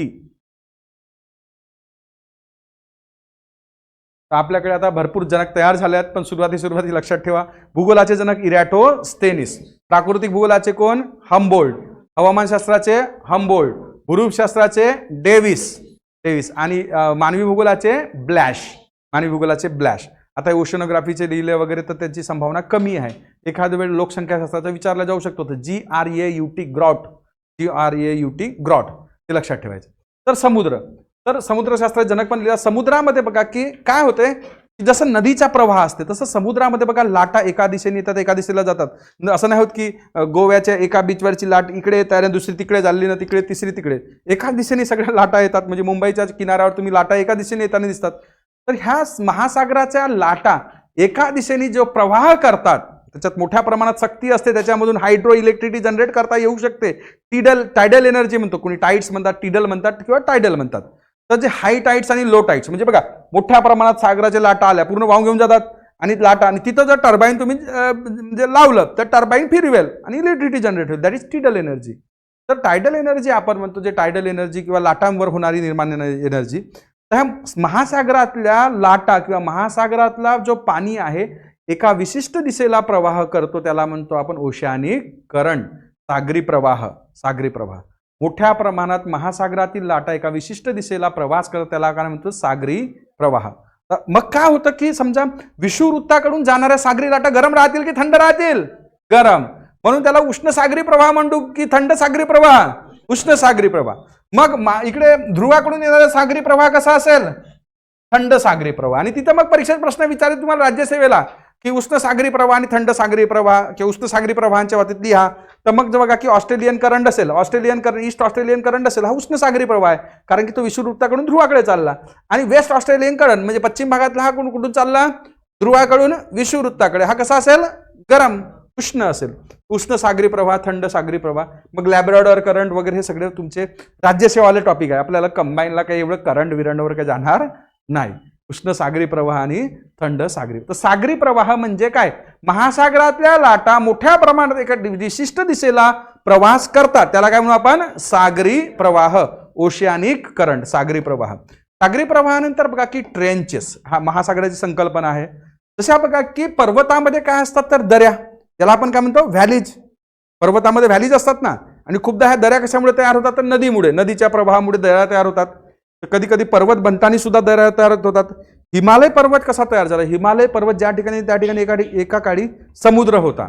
आणि कोणत्या नावाचा समुद्र होता, तेथीस नावाचा समुद्र होता. तेथीस नावाच्या समुद्रात इकडून तिकडून नद्या यायच्या, गाळाचं संचयन करायचं, गाळाचं संचयन होऊन त्या ठिकाणी गाळाचा खडक तयार झाला, ज्या संकल्पनेला जिओ सिंक्लाइन म्हणते. मग काय झालं की इकडचा जो आपला भारत, ऑस्ट्रेलिया आणि न्यूझीलंड हा एक भूखंड आहे, आणि तिकडचा युरोप आणि एशियावाला भूखंड हे एकमेकाकडे आले, यांचा टकराव झाला. मधातला टेरिस नावाचा समुद्र नाहीसा झाला, हा टकराव मधात जास्त झाला आणि इथं फोल्ड झाली. इकडे टकराव कमी झाला, त्याच्यामुळे इकडे बघा की तुम्हाला त्या ठिकाणी पर्वत दिसत नाही, इकडे मग त्या ठिकाणी समुद्रामधून ज्वालामुखीचा उद्रेक होऊन त्या ठिकाणी बघा की रिजेस दिसतात. आता रिजेस वगैरे शब्द तुमच्यासाठी नवीन आहेत. तसं टकराव होत असताना फोल्ड झाली. मग फोल्ड अशी एकच नाही आली, असे फोल्ड 3 फोल्ड झाल्या. कोणत्या 3 फोल्ड, हिमाद्री, हिमाचल आणि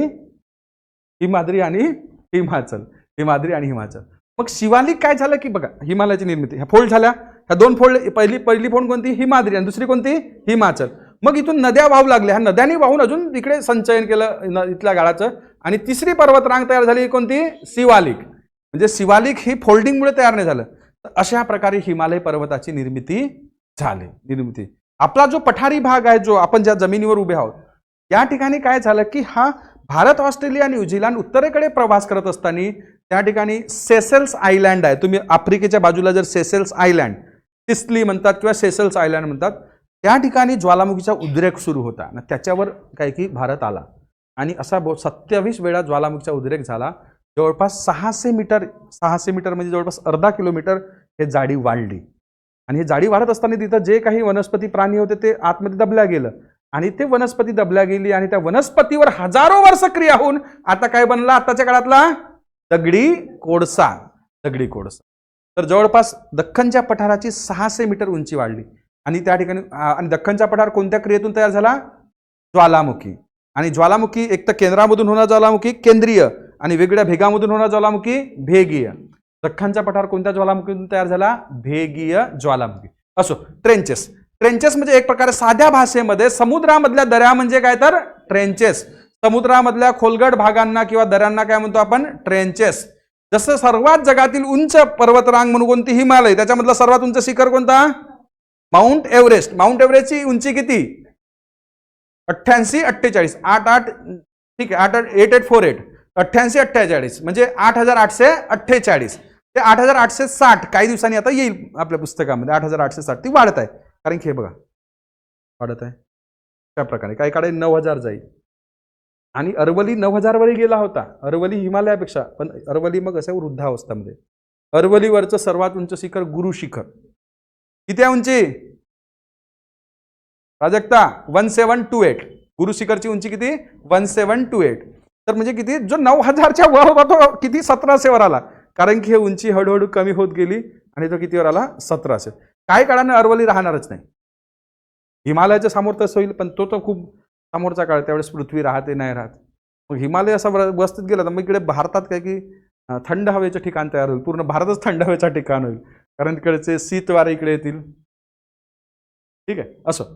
तर या ठिकाणी ट्रेंचेस म्हणजे काय, तर दऱ्या. महासागरातल्या दऱ्यांना काय म्हणतो आपण, ट्रेंचेस. जगातली सर्वात खोल दरी जो मोजल्या गेली आहे त्याच्यापेक्षाही खोल राहू शकते. 8848 म्हणजे तिकडे काय 9 किलोमीटर झाला. जगातली सर्वात खोल दरी कोणती, मरियाना ट्रेंच, 11,022 मीटर. 11,000 मीटर म्हणजे 11 किलोमीटर एवढी खोल आहे.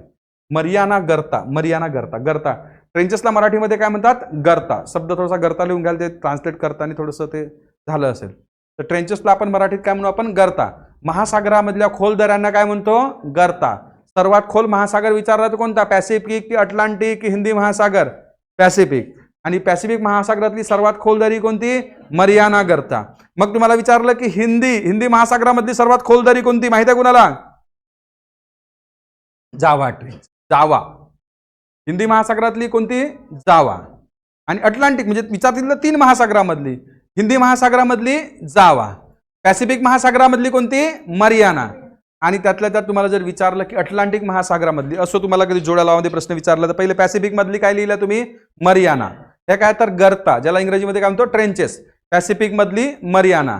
त्याचबरोबर हिंदी महासागरामधली जावा. आणि अटलांटिक महासागरामधली पोर्टो रिको. अटलांटिक महासागरामधली ट्रेंच काय की पोर्टो रिको. हे काय लिहितं कळलं ना? ट्रेंच म्हणजे काय म्हणू आपण? गर्ता. महासागरातल्या खोलगट भागास गर्ता असे म्हणतात. जगातील सर्वात खोल गर्ता कोणती? मरियाना गर्ता. पॅसिफिक महासागर हा जगातील सर्वात मोठा महासागर आणि जगातील सर्वात खोल महासागर. म्हणजे मरियाना, चॅलेंजर अशा भरपूर काही गर्ता त्या ठिकाणी आहेत, नैसर्गिक ठिकाणी गर्ता.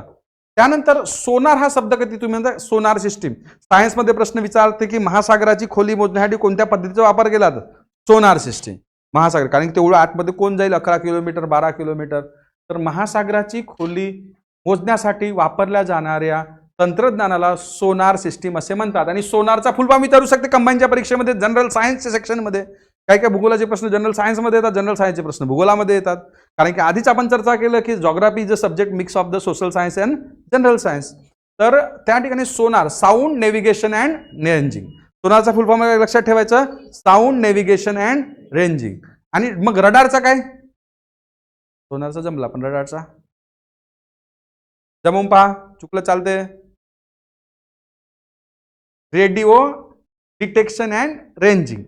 सोनारचा साऊंड नेव्हिगेशन अँड रेंजिंग आणि रडारचा radio detection and ranging. Radar वर झाला म्हणजे ट्रॅक म्हणजे विमान, रडार सिस्टीम, सोनार सिस्टीम. तर समुद्राची खोली मोजण्यासाठी जी टेक्नॉलॉजी वापरल्या जातात सोनार सिस्टीम असे म्हणतात. समुद्राची खोली मोजण्यासाठी सोलार सिस्टीम असे म्हटलं जातं. आणि समुद्राची खोली फॅदम मध्ये मोजतात ते, फॅदम. ठीक आहे. समुद्राची खोली मोजण्यासाठी काय वापरलं जातं? Sonar system. मग सोनारचा फुल फॉर्म लिहिला साऊंड नेव्हिगेशन अँड रेंजिंग. रडारचा full form radio detection and ranging.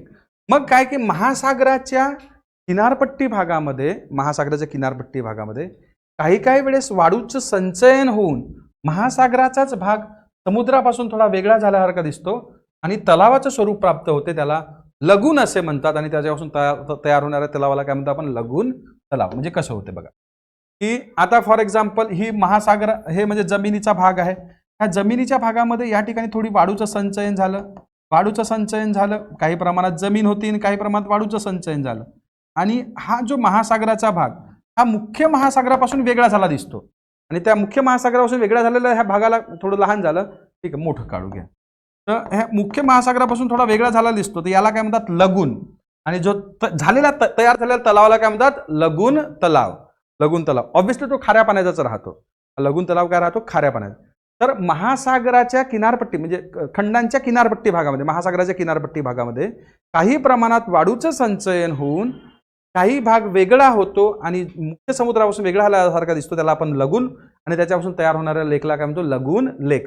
एकदम ह्या पिक्चरमध्ये बेस्ट दाखवलेला आहे. हा काय झाला? लगून लेक. हा महासागराचाच पाणी आहे, परंतु इथं वाळूचं संचयन होऊन काय झालं? महासागराचाच काही भाग समुद्रापासून वेगळा झालेला दिसतो. आणि अशा तलावांना लगून लेक, आणि हे खूपदा म्हणजे एक ब्युटिफुल प्लेसेस वगैरेसाठी मानल्या जातात. लगून लेक. जसा भारतातला जो सर्वात मोठा लेक आहे, सर्वात मोठा तलाव आहे, कोणता तलाव? केबीसी मधला प्रश्न 2000 रुपयासाठी. चिल्का कोणत्या राज्यात आहे? ओडिसा. तर ओडिसा मधला चिल्का हा असाच तयार झाला. खाऱ्या पाण्याचा सरोवर आहे. चिल्का लेक इज अ सलाईन वॉटर लेक. खाऱ्या पाण्याचं. आणि ओडिसा राज्यामध्ये, कोणत्या राज्यामध्ये आहे? ओडिसा. म्हणजे आज लक्षात ठेवायचं आहे की ओडिसा राज्यामधला चिल्का सरोवर हा लगून तलाव आहे. म्हणजे खाजन तलाव असे म्हणतात मराठीमध्ये, खाजन. त्याच्यापेक्षा लगूनच ठीक आहे. ओडिसामधला कोणता सरोवर? चिल्का सरोवर. आणि जर खाजन तलाव असेल तर कोणत्या पाण्याचा असेल? खाऱ्या पाण्याचा, समुद्राच्या पाण्याचा असेल.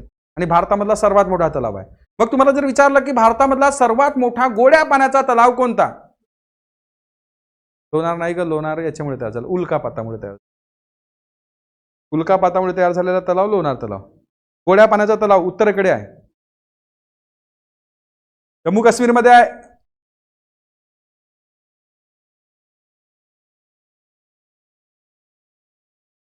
बसमध्ये जाताना कसा वाटते?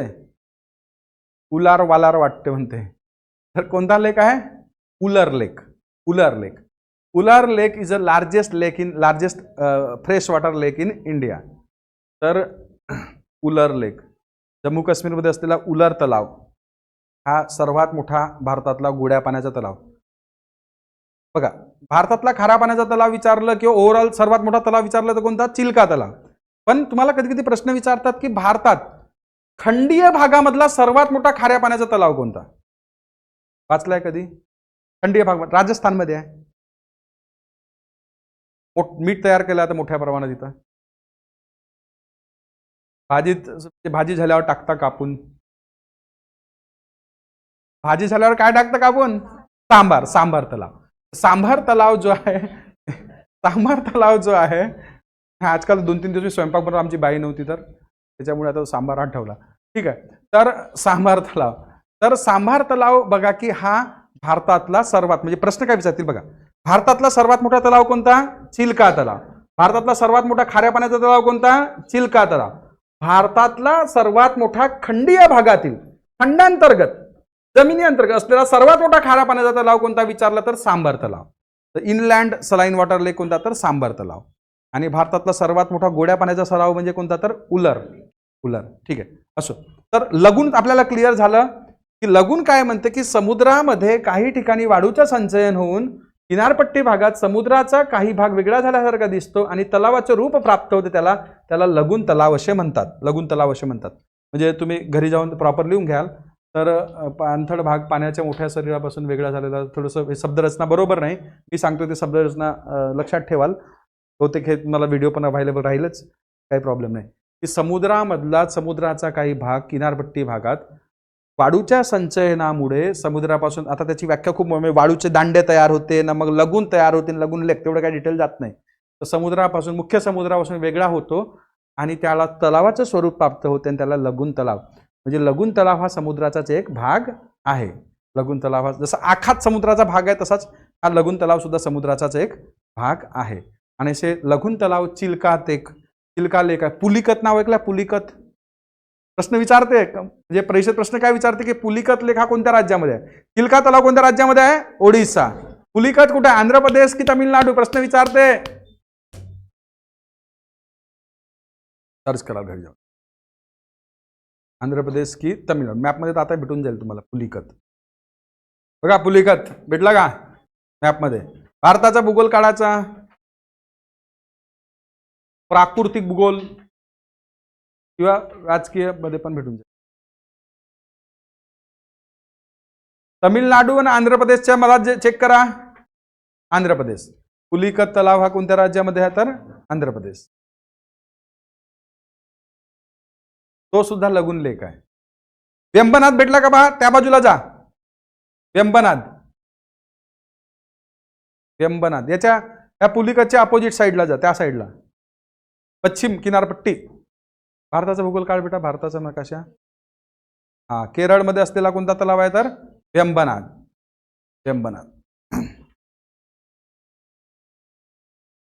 बघा आता तलावाविषयी चर्चा करतोच आपण. भारतातला सर्वात मोठा तलाव कोणता? चिल्का तलाव. सर्वात मोठा खाऱ्या पाण्याचा तलाव कोणता? चिल्का तलाव. त्याचबरोबर सर्वात मोठा गोड्या पाण्याचा कोणता? उलार. आणि खाऱ्या पाण्याचा खंडीय भागातला कोणता? सांबार. तुम्हाला जर प्रश्न विचारला की भारतात सर्वात मोठा बॅकवॉटर किंवा ब्रॅकिस, आता ब्रॅकिस वॉटर ही संकल्पना, एक तर खारा पाणी असते, त्याच्यामध्ये क्षाराचं प्रमाण असते 35 ॲव्हरेज 35 ग्रॅम पर 1000. तर म्हणजे प्रत्येक 1000 ग्रॅम पाण्यामध्ये 35 ग्रॅम क्षार असते. तर हा झाला महासागराचं पाणी. आणि साधारणतः आपण जो पाणी पितो त्याच्यामध्ये 4 ग्रॅम 5 ग्रॅम वगैरे एवढं क्षाराचं प्रमाण. आणि याचा मधला म्हणजे 23-24 पार्ट्स पर 1000. बघा महासागर हे खारा आहे. क्षारता मोजण्यासाठी जे एकक वापरतात त्याला पार्ट्स पर 1000 असे म्हणतात. ते कोणत्या प्रकारे लिहितात ते समोर सांगेन. तर बघा की महासागरांची सरासरी क्षारता किती आहे? 35. महासागरांची सरासरी क्षारता किती आहे? 35. आणि गोडा पाणी म्हणून आपण 0 घेऊ, समजा गोडा पाणी 0. याच्यामधला जसं 22 की 24 पार्ट्स पर थाउजंड या दरम्यान जे क्षारता असते, म्हणजे तो पूर्ण गोडा पाणी कन्सिडर केलं जात नाही ना, खारा पाणी. म्हणजे काही मासे खाऱ्या पाण्यात जगतात, काही मासे गोड्या पाण्यात जगतात, काही मासे ह्याच्या मिक्समध्ये जगतात. त्याला म्हणतात ब्रॅकिश वॉटर. आणि त्या ठिकाणी पाणी असं वापस पण येतं, म्हणजे त्याला बॅक वॉटर. तर भारतातला सर्वात मोठा ब्रॅकिश वॉटर किंवा बॅक वॉटर लेक म्हणजे कोणता, तर वेम्बनाथ लेक, वेम्बनाथ तलाव हा भारतातला सर्वात मोठा ब्रॅकिश वॉटर, BRACKISH ब्रॅकिश वॉटर लेक किंवा बॅक वॉटर लेक, वेम्बनाथ लेक.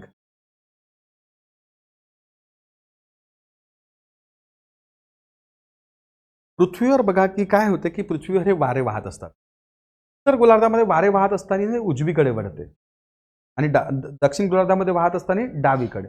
आणि ते कशामुळे वळते, कारण की पृथ्वी आणि या वाऱ्यांमध्ये काय की पृथ्वी फिरत आहे, जसं आपण सायकलचे टायर फिरवलं बाजूला तर उष्णता त्या ठिकाणी तयार होते.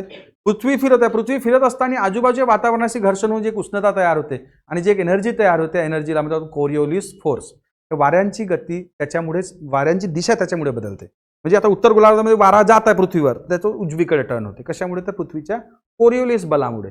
आणि हा कोरिओलिस बल म्हणजे काय, पृथ्वी स्वतःच्या अक्षाभोवती फिरत असताना जो बल तयार करते त्याला कोरिओलिस बल असे म्हणतात. कधी शब्द आला कोरिओलिस बल, हा शब्द आला म्हणजे बघा खूप साऱ्या संकल्पना एका दिवसात येत आहेत. ह्या एका दिवसात लक्षात ठेवणाऱ्या किंवा एका दिवसात अभ्यास करणाऱ्या काही संकल्पना नाही, म्हणून थोडंसं काही काही वरतून जातील. परंतु एक शब्द ओळख तरी होत आहे. ऍटलिस्ट कोरिओलिस बल काही लोकांनी आयुष्यात पहिल्यांदा ऐकलं असेल. कोरिओलिस बल, कोरिओलिस फोर्स. पृथ्वी स्वतःच्या अक्षाभोवती फिरत असताना जो बल प्रवृत्त करते त्या बलाला काय म्हणतो आपण, कोरिओलिस फोर्स. आणि पृथ्वी स्वतःभोवती फिरते त्याला परिवलन की परिभ्रमण म्हणतात, परिवलन. आणि सूर्याभोवती फिरते त्याला काय म्हणतो आपण, परिभ्रमण. तर पृथ्वी स्वतःच्या अक्षाभोवती फिरत असताना जो बल तयार करते त्या बलाला कोणतं, कोरिओलिस बल. आणि या कोरिओलिस बलामुळे म्हणजे वाऱ्यांची दिशा बदलते. उत्तर गोलार्धामध्ये वारे उजवीकडे वळतात आणि दक्षिण गोलार्धामध्ये डावीकडे. आता हे आयसोलेशन आहे, इन्सोलेशन पाहिजे. म्हणजे इन्सोलेशन थोडंसं ते झालं असेल टायपिंगमध्ये. इन्सोलेशन म्हणजे काय, तर पृथ्वीवर जितकी उष्णता पृथ्वी ॲब्सॉर्ब करते त्याला आपण म्हणतो इन्सोलेशन. इन्सोलेशन हा एक शब्द वापरला जातो मराठीमध्ये, त्याचं ट्रान्सलेशन जबरदस्तीवाला दिसलं मला गुगलला. Insolation, the amount of insolation. कुठल्याही ठिकाणची उष्णता कशावरून ठरवते, द अमाऊंट ऑफ इन्सोलेशन. हे हा सुद्धा एक भाग आहे. इन्सोलेशन म्हणजे काय, काही थोडेसे कठीण शब्द येत आहेत, समजलं ठीक नाही, सोडून द्या.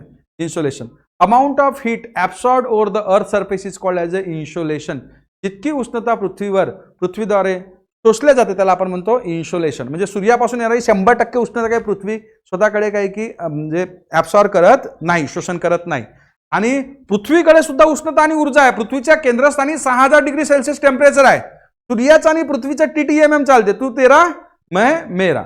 म्हणजे पृथ्वी जरी ॲब्सॉर्ब करत असेल उष्णता तरी ते स्वतःकडे ठेवत नाही, त्याला परावर्तित करते. परीक्षेत प्रश्न विचारते, राज्यसेवा मुख्य परीक्षेत प्रश्न विचारला की सूर्यापासून येणाऱ्या उष्णतेपैकी किती टक्के उष्णता हे ढगांद्वारे परावर्तित केलं जाते, तर 27%.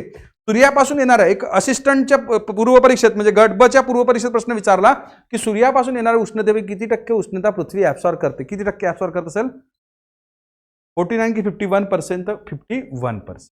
49% वरच्या वरच जाते. त्याला आपण हीट बजेट म्हणतो. एखाद दिवस मी सिक्वेन्स जर आलो असाच तर एखादी फॅकल्टी नाही राहिली मी राहिलो तर मी हीट बजेट सांगेन. ते सूर्यापासून 100%पैकी 27% तर ढग परावर्तित करतात. 6% हे ढग धुळीचे कण वगैरे एरोसोल्स आहेत ते 6% ॲब्सॉर्ब करतात किंवा परावर्तित करतात. 33% असेच गेले. मग ओझोन वायू 14% ॲब्सॉर्ब करतो. ओझोन वायू 14%, किती झालं, 27% ढग एरोसोल्स म्हणतात, हे छोटे ढग समजू आपण, ते 6% झाले 33 आणि 14% ओझोन म्हणजे किती झालं 47. आणि पृथ्वीवरचा बर्फ 2% परावर्तित करते, बर्फ. ह्या बर्फ हळूहळू जर बर्फाचं आवरण गेलं तर हे परावर्तन होणं सुद्धा कमी होईल आणि हळूहळू पृथ्वी उष्ण होईल आणि भस्म होईल. तर 2% बर्फ सुद्धा परावर्तित, म्हणजे 49% वरच्या वरच चाललं. आणि तुम्हाला प्रश्न विचारतील परीक्षेत काय की सूर्यापासून येणाऱ्या एकूण उष्णतेपैकी पृथ्वी किती ॲब्सॉर्ब करते, तर काय लक्षात ठेवायचं, 51%.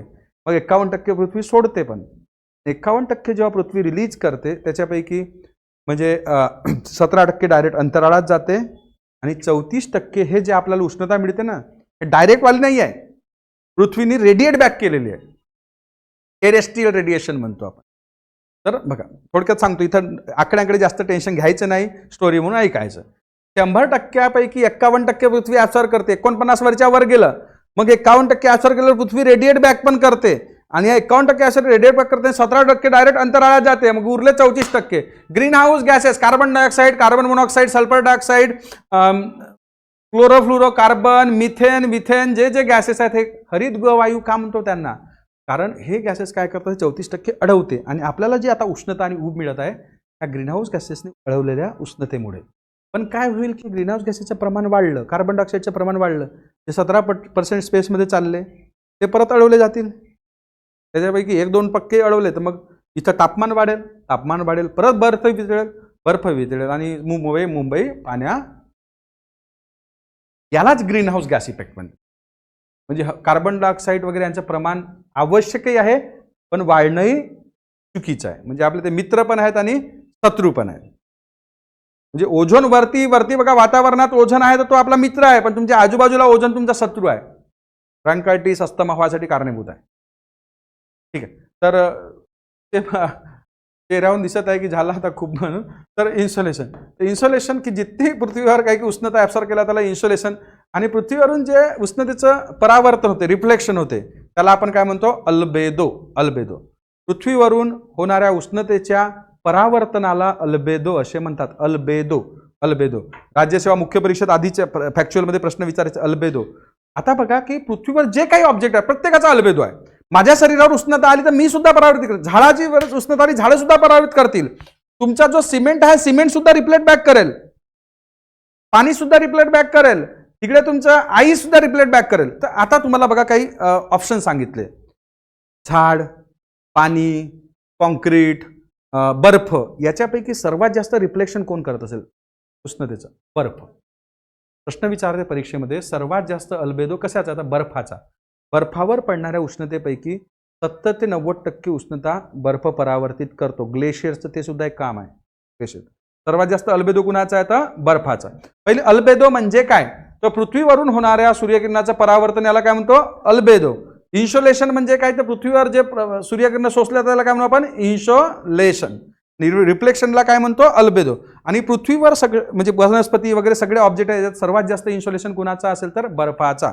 पृथ्वीवर बर्फाचा सर्वात जास्त इन्सोलेशन आहे, 70 ते 90 युनिट. हे कन्व्हेक्शन, ॲडव्हेक्शन, जे आपण कन्व्हेक्शन आपण म्हणतो.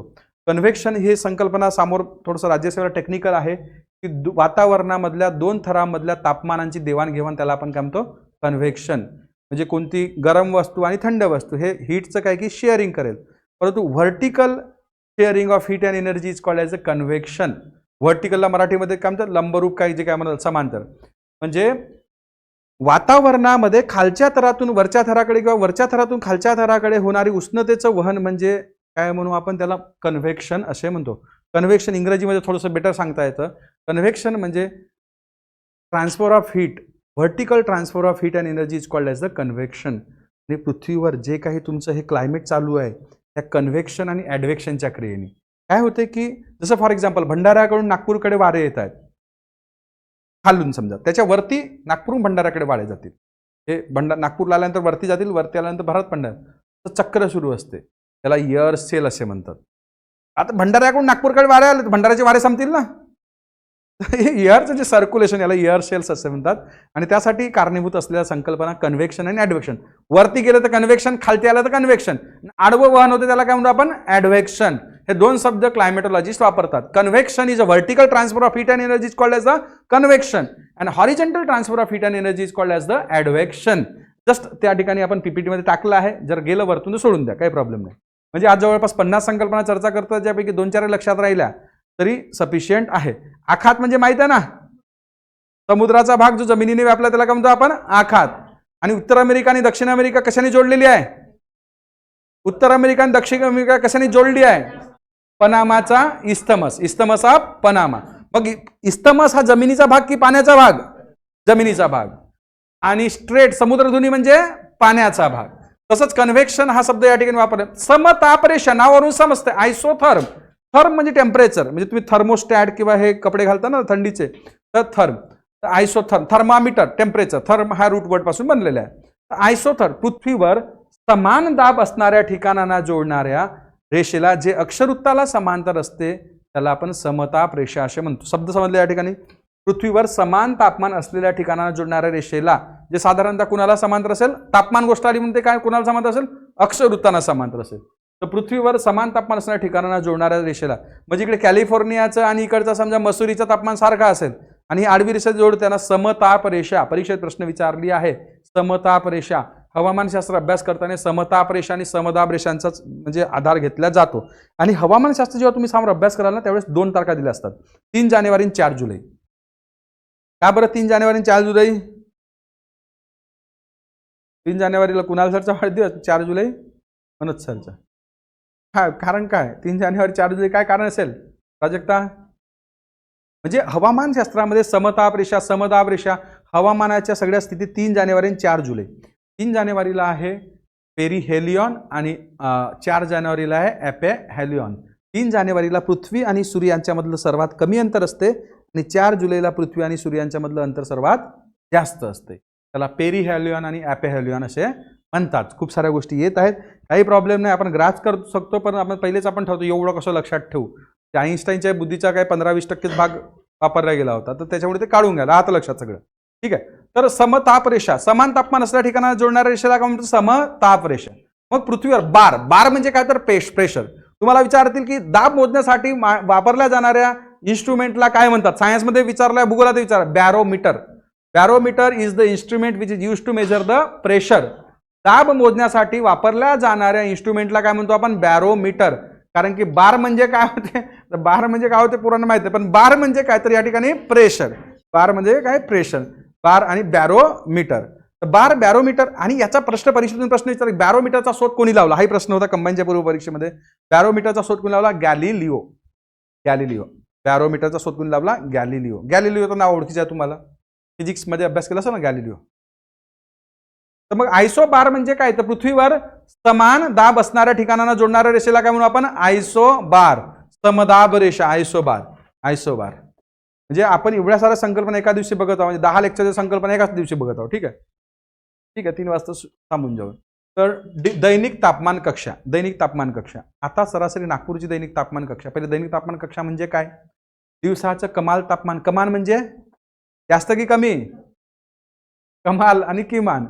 कमाल आणि म्हणजे जास्त आणि किमान म्हणजे कमी. म्हणजे बघा ते न्यूजमध्ये न्यूज झाल्यावर एक मुलगी येते कोटवीट घालून, नागपूर का इतना रहेगा, मुंबई का इतना रहेगा. कमाल तापमानावर किमान तापमान.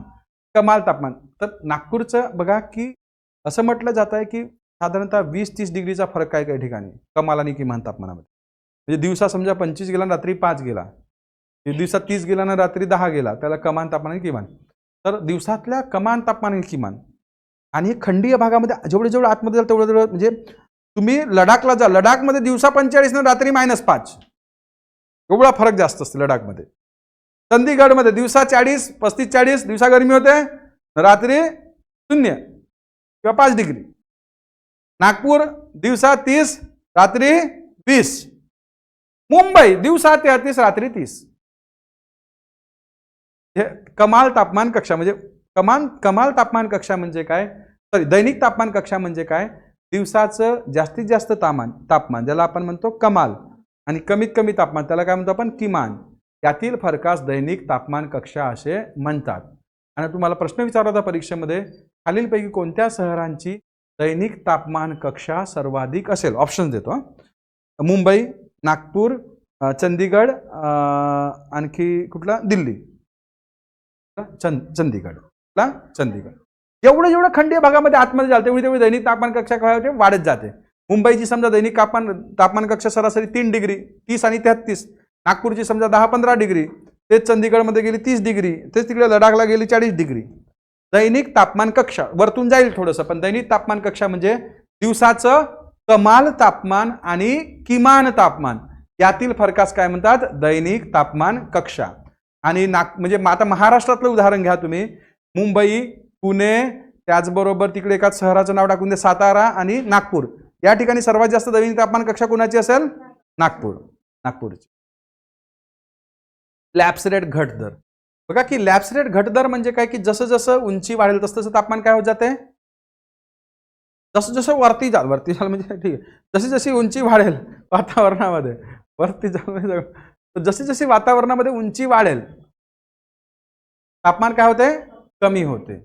आणि तो तापमान सरासरी कमी होण्याचा काही दर दिला त्यांनी 6.5 डिग्री सेल्सिअस पर 1000 मीटर, आणि त्याला म्हणतो आपण साधारण घट दर. भूगोलामध्ये वन लाईनर प्रश्न विचारला जाईल, पृथ्वीवर वातावरणामध्ये तापमानाचा साधारण घट दर किती आहे. साधारण घट दर त्याला काय म्हणतो आपण इंग्रजीमध्ये नॉर्मल लॅप्स रेट. घटते तापमान, काय होते त्या ठिकाणी घटते, म्हणून साधारण घट दर. आणि पृथ्वीवर साधारण वातावरणाचा साधारण घट दर किती आहे, सरासरी किती, तर प्रत्येक 1 किलोमीटरला 6 डिग्री सेल्सिअस 6.5 डिग्री सेल्सिअसने तापमान कमी होते. साधारण घट दर बेसिक संकल्पना आहे. पृथ्वीवर उंचीनुसार वातावरणामध्ये उंचीनुसार तापमान काय होते, कमी होते. वातावरणामध्ये उंचीनुसार तापमान कमी होण्याच्या स्थितीला साधारण घट दर असे म्हणतात. हा साधारण घट दर सरासरी 6.5 डिग्री सेल्सिअस पर 1000 मीटरला, पर 1000 मीटरला 6.5 डिग्री सेल्सिअस, प्रत्येक 1 किलोमीटरच्या उंचीला 6.5 डिग्री सेल्सिअस, किंवा 165 मीटरला 1 डिग्री सेल्सिअस. दोन्ही लक्षात ठेवायचं, म्हणजे हा आकडा लक्षात ठेवायचा. राज्यसेवा पूर्व परीक्षेत प्रश्न विचारला होता की पृथ्वीमध्ये आतमध्ये जसजसं जात असतं तापमान कमी होईल की वाढेल, वाढेल, आणि कितीने वाढतो त्याच्यावर प्रश्न विचारला. 32 मीटरला, प्रत्येक 32 मीटरला 1 डिग्री सेल्सिअसने पृथ्वीमध्ये तापमान वाढते. हा प्रश्न विचारला तर साधारण घट दर प्रश्न विचारला, अजून विचारला जाऊ शकतो. वातावरणामध्ये जसजसे वर जाऊ तसतसे तापमान कमी होते, आणि त्या संकल्पनेला साधारण घट दर असे म्हणतात.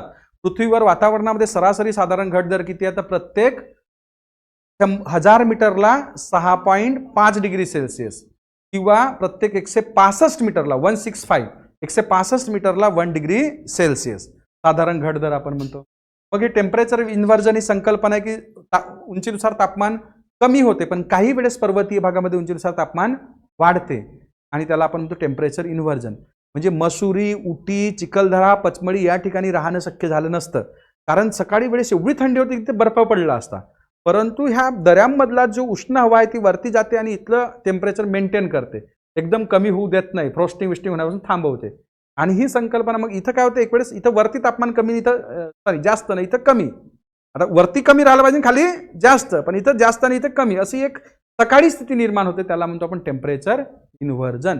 उंचीनुसार या ठिकाणी काय असते, तापमान वाढलेलं असते. म्हणजे बिलकुल निसर्ग प्रत्येक गोष्टी बरोबर मेंटेन करते. म्हणजे तुमच्या मसुरी, उटी विटी ठिकाणी नक्कीच राहणीमान शक्य नसतं आलं, वनस्पती नसतं राहिलं, प्राणी नसतं राहिले, परंतु हा जो खाड्यांमध्ये किंवा त्या दऱ्यांमध्ये जो उष्णता आहे, हे उष्णता पहाटेच्या वेळेस वरती येते, आणि वरची हे थंड हवा जड असते, ते गटांगड्या खाली जाते म्हणे, आणि खाली जाते ना, इथं थंड हवा नाही, इथं उष्ण हवा, उलट झालं ना, वरती थंड राहिलं पाहिजे, खाली उष्ण राहिलं पाहिजे, पण इथं थंड आणि इथं उष्ण, आणि असे एक युनिक कंडिशन तयार होते पर्वतीय भागामुळे. त्याच्यामुळे त्या ठिकाणी जीवनमान शक्य झालं आहे, वनस्पतीचं राहणं शक्य झालं आहे, प्राण्यांचं राहणं शक्य झालं आहे. म्हणूनच या संकल्पनेला नाव दिलं आलं टेम्परेचर इन्व्हर्जन. ते घटनेचं उलट होत आहे, इन्व्हर्ट होत आहे, इन्व्हर्जन. आणि टेम्परेचर इन्व्हर्जन हे हवामानशास्त्रामध्ये महत्त्वाची संकल्पना याकरता बनते की तुमचे हिल स्टेशन याच्यामुळे तयार आहेत, किंवा पर्वतावर उंचीवर काही की जीवसृष्टी याच्यामुळे आहे. थोडं कडेल, थोडं वरतून जाईल, काही प्रॉब्लेम नाही. टेम्परेचर इन्व्हर्जन हे कशाच्या विरुद्ध संकल्पना आहे, साधारण घट दर. साधारण घट दरमध्ये काय उंचीनुसार तापमान कमी होते, आणि टेम्परेचर इन्व्हर्जनमध्ये उंचीनुसार तापमान वाढते. आणि युनिक कंडिशन साधारणतः पर्वतीय भागामध्ये पहाटेच्या वेळेस पाहायला मिळते, म्हणून त्याला टेम्परेचर इन्व्हर्जन असे म्हणतो. एअर मास, जसं बघा की ओशॅनिक करंट, सागरी प्रवाह म्हणजे काय, मोठ्या प्रमाणात सागरी लाटा एका विशिष्ट दिशेला जातील, आपण काय म्हणतो सागरी प्रवाह. तसाच हवेचं असं होतं का की नागपूरच्या की बर्डीची हवा थोडीशी काय की 40 डिग्री सेल्सिअस आणि वाडीची 5 डिग्री सेल्सिअस असं होईल का, म्हणजे जवळपास नागपूरची जवळपासची हवा ही काही सारखी असेल. मे बी तिकडे आमच्या गडचिरोलीची किंवा भंडारीची हवे थोडंसं काही की थंड असेल किंवा उष्ण असेल, किंवा तिकडे उष्णता होत आहे, किंवा पुण्याला उष्णता होत आहे, नागपूरला काही की थंड आहे. तर बघा की मोठ्या प्रमाणात हवेचा भाग, हा सगळा हवेचा भाग किंवा हवा आपलं एक वैशिष्ट्य दर्शवते. म्हणजे कुठली हवा थंड असेल, काही कुठली हवा उष्ण असेल. म्हणजे आजची दिल्लीची हवा खूप थंड असेल आणि नागपूरची हवा काय असेल, उष्ण असेल. अशा हवेच्या मोठ्या भागाला म्हणतात एअर मास. एअर मास जसं आपण ओशॅनिक करंट म्हणतो, हॉट ओशॅनिक करंट आणि कोल्ड ओशॅनिक करंट, तसंच एअर मास सुद्धा वॉर्म एअर मास आणि कोल्ड एअर मास. ठीक आहे, वेगळी संकल्पना. एअर मास म्हणजे काय, मोठ्या प्रमाणात हवेचा भाग एक वैशिष्ट्य दर्शवते, त्याला म्हणतात एअर मास. जसं ओशॅनिक करंट, सागरी प्रवाह जसं झालं तसं काय झालं, air mass. Different air mass ती काय टेम्परेचर सर्क्युलेट करत असतात. त्यानंतर बघा की या ठिकाणी अल निनो आणि ला निना ह्या मान्सूनशी रिलेटेड संकल्पना आहे. मान्सून सरासरी येतो, कुठल्या वर्षी मान्सून जास्त होतो? या वर्षी मान्सून जास्त होता कमी होता? पाऊस अधिक होता की कमी होता? अधिक होता, त्याला म्हणतात ला निना. त्या वर्षी पाऊस अधिक होतो त्याला काय म्हणतो आपण? ला निना. आणि ज्या वर्षी पाऊस कमी येतो त्याला काय म्हणतो? अल निनो. मान्सून वीक होणे म्हणजे काय तर अल निनो, आणि मान्सून अधिक येणे त्याला काय म्हणतो आपण? ला निना. त्या संकल्पनेमध्ये डिटेल जात नाही, 10 मिनिटं हे समजायला जाईल कसे होते आणि काय होते म्हणून त्या दिवशी सांगेन. अल निनो आणि ला निना. त्या वर्षी मान्सूनचं प्रमाण कमी असेल त्याला काय म्हणू आपण? अल निनो. अल निनो म्हणजे कोरडा दुष्काळ की ओला दुष्काळ? कोरडा दुष्काळ. कोरडा दुष्काळ. आणि यावर्षी काय होता? अल निनो होता की ला निना? ला निना. ह्या संकल्पना तिकडून म्हणजे US मधून ओरिजिन झाल्या आहेत. तर ला निना ज्या वेळेस मान्सूनचं प्रमाण अधिक असते त्याला आपण कोणता? ला निना इफेक्ट. मग पेपरमध्ये ते लोकसत्तामध्ये ह्या वर्षी ला निना इफेक्ट पाहायला मिळेल परिणाम. तर ला निना, अल निनो आणि ला निना. ज्या वेळेस मान्सून कमी येतो, कोरडा दुष्काळ, त्याला अल निनो असे म्हणतात. आणि ज्या वेळेस पावसाचं प्रमाण अधिक असेल, मान्सूनचं प्रमाण अधिक, त्याला म्हणतात ला निना. अल निनो आणि ला निना. अल निनो आणि ला निना नंतर जेट स्ट्रीम. जसं बघा की आपल्या पृथ्वीवर काही वारे फिरतात, पण त्याच्या वरती सुद्धा एक म्हणजे हवेचा प्रवाह आहे, आणि असे एक विशिष्ट हवेचा प्रवाह आहे. हे हवाचा प्रवाह या ठिकाणी आधी माहीत नव्हतं. युद्धाच्या काळात ते जेट विमान जात होतं, तर ह्या जेट विमाना इकडून जाताना स्पीड भेटला आणि इकडून म्हणजे समजा जपानकडे गेले स्पीड भेटला, आणि वापस येताना काही की त्यांना अडथळा निर्माण झाला. मग माहीत झाला की इथं काहीतरी हवेचा वेगळा प्रवाह आहे. साधारणतः 12 किलोमीटरच्या वर दोन्ही गोलार्धामध्ये या भागात जे हवेचा प्रवाह आहे त्याला काय म्हणतात आपण? Jet stream. कारण की जेट विमान त्याचा शोध लावला, त्याला काय म्हणतात? Jet stream. Jet stream. तर त्याच्यात अजून काही डिटेलमध्ये जात नाही. जेट स्ट्रीम म्हणजे साधारणतः 12 किलोमीटरच्या उंचीवर विशिष्ट भागात असलेल्या हवेच्या प्रवाहाला काय म्हणू आपण? Jet stream. जेट स्ट्रीम तुम्ही बघाल कोणत्या दिशेने कोणत्या दिशेकडे जातात?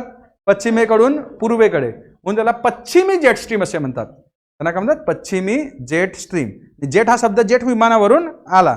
जात असताना विमान थोडेसे जोराने गेले, येताना काही की अडून आले, कारण की मधात हवेचा अडथळा त्या ठिकाणी निर्माण झाला. Jet stream. तर जेट स्ट्रीम आपण चर्चा केलं. त्यानंतर हरितगृह वायू परिणाम मगाशी सांगितलं तुम्हाला की कार्बन डायऑक्साईड. हरितगृह वायूचे नावं: carbon dioxide, carbon monoxide, sulphur dioxide, nitrous oxide, chlorofluorocarbon, perfluorocarbon, carbon hexafluoride. जे नावं असे दिसतात म्हणजे चुकीच्या वायूचे, ते सगळे काय झालं? Green house gases. Water vapour is also green house gas. Ozone is also green house gas. Methane is also green house gas. आणि तुम्हाला प्रश्न विचारते राज्यसेवा आणि UPSCच्या पूर्व परीक्षेत, मिथेनचं सर्वात जास्त जगात उत्सर्जन कशामधून होते? तांदळाच्या शेतामधून. भाताचं शेत म्हणून आपण धान म्हणतो आमच्या भागामध्ये. Rice crop. Largest methane emission is from the rice crop. जे राईस क्रॉप मधून सर्वात जास्त मिथेनचं उत्सर्जन होते. तर हरितगृह वायू परिणाम तुम्हाला ते वेगळं सांगायचं गरज नाही. ग्रीन हाऊस गॅस इफेक्ट या ठिकाणी ग्रीन हाऊस गॅस इफेक्ट हाच आहे. तर ग्रीन हाऊस गॅसेस आहे. परावर्तित झालेले 17% स्पेसमध्ये जातात, 34% हे ग्रीन हाऊस गॅसेसद्वारे. Green house gases absorbed and redirected that radiated by earth, insulating its from the heat loss to the space. Fossils. Fossil म्हणजे काय म्हणते? जीवाश्म. मृत वनस्पती आणि प्राणी कुठं असलेले? जमिनीत. जमिनीत असलेल्या मृत वनस्पती आणि प्राण्यांना काय म्हणतो आपण? फॉसिल्स. फॉसिल, जीवाश्म असे म्हणतात. मग बायोमास हा शब्द वापरला जातो. बायोमास. आता बायो ह्या शब्दाचा अर्थ सांगा. बायो म्हणजे जीव, जीवन, आणि त्याचा वस्तुमान. पण त्याच्यात निर्जीव का सजीव काय सांगितलं? सगळं घेऊ आपण. जेवढेही निर्जीव आणि सजीव वनस्पती आणि प्राणी यांना एकत्रित काय म्हणू? बायोमास. म्हणजे dead and alive. Net dry weight of both plants and animal beneath the earth surface and above the earth surface. बघा थोडेसे शब्द जास्त होत आहेत. फॉसिल्स काय म्हटलं आपण? जमिनीच्या आतमध्ये असलेले मृत वनस्पती आणि प्राणी यांना काय म्हणू आपण? फॉसिल्स. जमिनीच्या आतमध्ये, जमिनीच्या वर मृत आणि जीवित ह्या सगळ्यांच्या जो काही जीवाचा अंश आहे त्याला काय म्हणू आपण? त्याला म्हणतो आपण बायोमास. त्याला काय म्हणतो आपण? बायोमास, जैवमास, बायोमास. दोन शब्द आलं. फॉसिल्स मध्ये फक्त मृत येतील आणि जमिनीच्या खाली येतील, आणि बायोमास मध्ये मृत आणि सजीव म्हणजे जीवित दोन्ही येतील. बायोमास, बायोमास फरक समजेल. फॉसिल्स आणि फॉसिल्स म्हणजे मृत हे आपल्याला माहितीच आहे. बायोमास म्हणजे मृत आणि सजीव दोन्ही. म्हणजे इंग्रजीमध्ये त्याची व्याख्या बनवतो आपण. It is a net dry weight of both plants and animals dead and alive beneath the earth surface and above the earth surface is called as a biomass. तर बायोमास झालं. बायोमास नंतर बघा की मॅग्मा. मॅग्मा आणि लावा. पृथ्वीच्या अंतरंगामध्ये ज्वालामुखीच्या क्रियेमध्ये जो तप्त पदार्थ तयार होतो त्याला काय म्हणू आपण? मॅग्मा की लावा? मॅग्मा. आणि ज्वालामुखी कसा तयार होतो काय ते आता त्याचा जात नाही मॅग्मा. आणि हा मॅग्मा पृथ्वीवर आल्यानंतर त्याला काय म्हणतो आपण लाव्हा. पृथ्वीच्या अंतरंगामध्ये तयार झालेल्या तप्त म्हणजे तप्त ज्वालामुखीच्या काय म्हणू आपण त्या लिक्विड किंवा त्या द्रवरूप पदार्थाला काय म्हणू आपण मॅग्मा. हा प्रश्न विचारला परीक्षेत. आणि वरती आला तर लावा. लावा ज्वालामुखीच्या उद्रेकामधनं जर मॅग्मा हा पृथ्वीवर आला त्याला काय म्हणू आपण लावा. लावानंतर बघा की नेक्स्ट आपण काय की फोकस. त्या फोकस आणि केंद्रबिंदू म्हणजे फोकस आणि इपी सेंटर. फोकस आणि इपी सेंटर म्हणजे काय म्हणतात फोकस. ज्या ठिकाणी पृथ्वीच्या आतमध्ये भूकंपाची निर्मिती होते, भूकंप तयार झाला काय म्हणू आपण फोकस. भूकंप केंद्र म्हणजे तुम्हाला परीक्षेत प्रश्न विचारतात दोन शब्द. तिकडे बघा ज्वालामुखीच्या दोन शब्द आपण सांगितले मॅग्मा आणि लावा. आतमधला मॅग्मा आणि बाहेरचा लावा. तसाच इकडे फोकस आणि एपी सेंटर. भूकंप केंद्र आणि भूकंप नाभी. आतमधला फोकस आणि पृथ्वीच्या पृष्ठभागावर त्या ठिकाणी सर्वप्रथम भूकंप लहरीची नोंद होते त्याला म्हणतात एपी सेंटर. भूकंप नाभी. बघा पृथ्वीच्या आतमध्ये ज्या ठिकाणी सर्वप्रथम भूकंप लहरीची सुरुवात निर्मिती होते त्याला काय म्हणू आपण फोकस. भूकंप केंद्र. भूपृष्ठावर ज्या ठिकाणी सर्वप्रथम भूकंप लहरीची ज्या ठिकाणी नोंद होते त्याला काय म्हणू आपण एपी सेंटर. हे दोघे एकमेकाला समांतर आहे फोकस आणि एपी सेंटर. नाभीवरती आणि केंद्र आतमध्ये. नाभीवरती आणि केंद्र आतमध्ये. फोकस आणि एपी सेंटर. फोकस आणि एपी सेंटर. मग बघा की फोकस आणि एपी सेंटर. मग भूकंपाचे मोजमाप करण्यासाठी जो इन्स्ट्रुमेंट बस 5 मिनिटात सोडतोय. भूकंपाचे मोजमाप करण्यासाठी जो इन्स्ट्रुमेंट वापरला त्याला काय म्हणतात त्याला सिस्मोग्राफ. काय म्हणतात सिस्मोग्राफ. मग टेबल लँड. टेबल लँड दिसतं असं टेबल लँड म्हणजे पठारी भागालाच एक टेबल लँड म्हणतो आपण. माथेरान टेबल लँड किंवा तुमच्या पाचगणी टेबल लँड. म्हणजे पर्वताचाच भाग पण वरतून काय असेल तो सपाट असेल त्याला काय म्हणतो आपण टेबल लँड. पचमढी सुद्धा एक प्रकारचा टेबल लँड आहे. चिखलदरा सुद्धा एक प्रकारचा काय टेबल लँड. पर्वतावरचा भाग जो सपाट आहे त्याला काय म्हणतो आपण टेबल लँड. पर्वतावरील पठारी भागाला काय म्हणतात टेबल लँड. ते म्हणजे माथेरान पाचगणी वगैरे टेबल लँड. आता पाचगणी चर्चेमध्ये काय ते ड्रग्स वगैरेमुळे. वेटलँड म्हणजे शब्दात काय सांगते वेटलँड म्हणजे काय की ज्या ठिकाणी नेहमी पाणी आणि जमीन म्हणजे काय की ओला आहे त्याला काय म्हणू आपण वेटलँड. वेटलँडला पाणथळ जमीन असे म्हणतात. अजून त्याला काही शब्द वापरला जातो वेटलँडला. दलदलीचा प्रदेश. वेटलँड म्हणजे दलदलीचा प्रदेश. जसं सुंदरबन वेटलँड. भारतामधला सर्वात मोठा वेटलँड कोणता सुंदरबन वेटलँड. आणि ह्या वेटलँडमध्ये मोठ्या प्रमाणात जैवविविधता आहे म्हणून आंतरराष्ट्रीय स्तरावर यांना संवर्धन करण्यासाठी रामसर करार करण्यात आला. म्हणजे रामसर करार कशाशी निगडीत आहे. रामसर एक शहर आहे इराणमधलं. रामसर हा करार कशाविषयीचा तर वेटलँड दलदलीचा प्रदेशाच्या संवर्धनासाठी रामसर करार. आणि जगामधल्या वेगळ्या साईट या ठिकाणी घोषित केल्या जातात. भारतातल्या वेगळ्या साईट घोषित करण्यात आल्या आहेत. आणि तुम्हाला जर विचारलं की रामसर यादीमध्ये समाविष्ट असलेली भारतातली सर्वात मोठी साईट कोणती तर सुंदरबन. आणि सर्वात छोटी तर रेणुका हिमाचल प्रदेश. तेवढं जात नाही. वेटलँड म्हणजे काय त्या ठिकाणी वर्षभर पाण्याचा सहवास असतो आणि पाण्याची खोली खूप जास्त नाही अशा भागाला काय म्हणू आपण वेटलँड. आपल्या गावाकडचे तलाव सुद्धा एक प्रकारचे काय वेटलँड. आम्ही गावाकडे जात असताना कधी जंगलात पाणी दिसते नेहमी इकडे तिकडे आणि वर्षभर त्या ठिकाणी पाणी राहते. काही काही ठिकाणी आता यांनी डॅम वगैरे बांधले. आमच्या पवनीजवळ तिकडे नेहमी पाणी दिसतो ते जंगलामध्ये. तर तो पवनीजवळचा तिकडे जंगलामध्ये पाणी दिसेल. तिकडे तुमच्या गडचिरोलीकडे जाताना तिथं आरमोरीकडे जाताना काही ठिकाणी पाणी दिसते तर त्याला आपण वेटलँड. तो सुद्धा एक प्रकारचा काय वेटलँड. इव्हन जो आम्ही जो तांदूळ लावतो धान लावतो इथंही आपण 4 महिने 5 महिने पाणी राहते कंटिन्यू. तो एक प्रकारचा काय वेटलँड. तर असा जमिनीचा भाग जो नेहमी पाण्याने व्यापलेला असते आणि पाण्याची खोली खूप जास्त नाही त्याला काय म्हणू आपण वेटलँड. आणि प्रजातींना सजीवांना काय पाहिजे पाणी आणि सूर्यकिरण दोन्ही मिळतात त्याच्यामुळे त्या ठिकाणी प्रजातीची संख्या जास्त असते आणि त्याच्या संवर्धनासाठी त्या ठिकाणी. मग पीपीटी पार्ट्स पर थाउजंड. पीपीटी पार्ट्स पर थाउजंड हे कशासाठी वापरला तर मग काय सांगितलं समुद्राची क्षारता मोजण्यासाठी पाण्याची क्षारता मोजण्यासाठी जे एकक वापरलं त्याला म्हणू पार्ट्स पर थाउजंड. पीपीटी पार्ट्स पर थाउजंड समुद्राची क्षारता. आणि याला हे जो पर्सेंटेजचा साईन आणि पर्यटक शून्य त्यांनी दाखवला जातं पार्ट्स पर थाउजंड. खारटपणा मोजणे. आणि पीपीएम मग प्रदूषके मोजण्यासाठी बघा पुढे ऐकून घ्या 5 मिनिटं 2 मिनिटं त्यानंतर हे राहील व्हिडिओ लक्षात तुम्हाला. एका वेळेस एवढ्या संकल्पना करणे ठीक आहे जेवढं होईल तेवढं होईल. पीपीटीचा full form power point presentation. इथं पॉवर पॉईंट प्रेझेंटेशन नाही तर इथं काय पीपीटीचा पार्ट्स पर थाउजंड. पीपीटीचा काय अर्थ पार्ट्स पर थाउजंड. पर्सेंटेजचा साईन माहिती आहे तुम्हाला पीपीटी हा पर्सेंटेजचा साईन आणि त्याच्यानंतर परत एक 0 असं दाखवलं जातं बघा. महासागराची क्षारता सरासरी 35 पार्ट्स पर थाउजंड. हा पार्ट्स पर थाउजंड. पार्ट्स पर पीपीएम प्रदूषक पोल्युटंट म्हणजे carbon dioxide, carbon monoxide, methane हे मोजण्यासाठी जो युनिट वापरला तो पीपीएम. म्हणजे खारटपणा मोजण्यासाठी पीपीटी आणि त्याचबरोबर प्रदूषकांविषयी मोजण्यासाठी पीपीएम. प्रदूषकांविषयी पीपीएम. पार्ट्स पर मिलियन. बायोम. बायोम म्हणजे काय तर पृथ्वीचे आपल्या पर्यावरणाचे केले गेलेलं विभाजन म्हणजे काय तर biome. Tundra type of biome, taiga type of biome, savanna type of biome. तर पृथ्वीवरच्या म्हणजे काय म्हणू आपण पृथ्वीवरच्या खंडीय भागाचं तिथल्या हवामानानुसार वैशिष्ट्यानुसार केलं गेलं विभाजन म्हणजे काय तर biome. Tundra biome, taiga biome, विषुवृत्तीय बायोम असे बायोम त्या ठिकाणी शब्द येतात. हे भरती ओटी या ठिकाणी आपल्याला त्याला टच करायचं. टेक्टॉनिक्स म्हणजे काय? पृथ्वीवर जे काय होत आहे, भूकंप येत आहे, ज्वालामुखी येत आहे, यासाठी जो फोर्स रिस्पॉन्सिबल त्या टेक्टॉनिक फोर्स.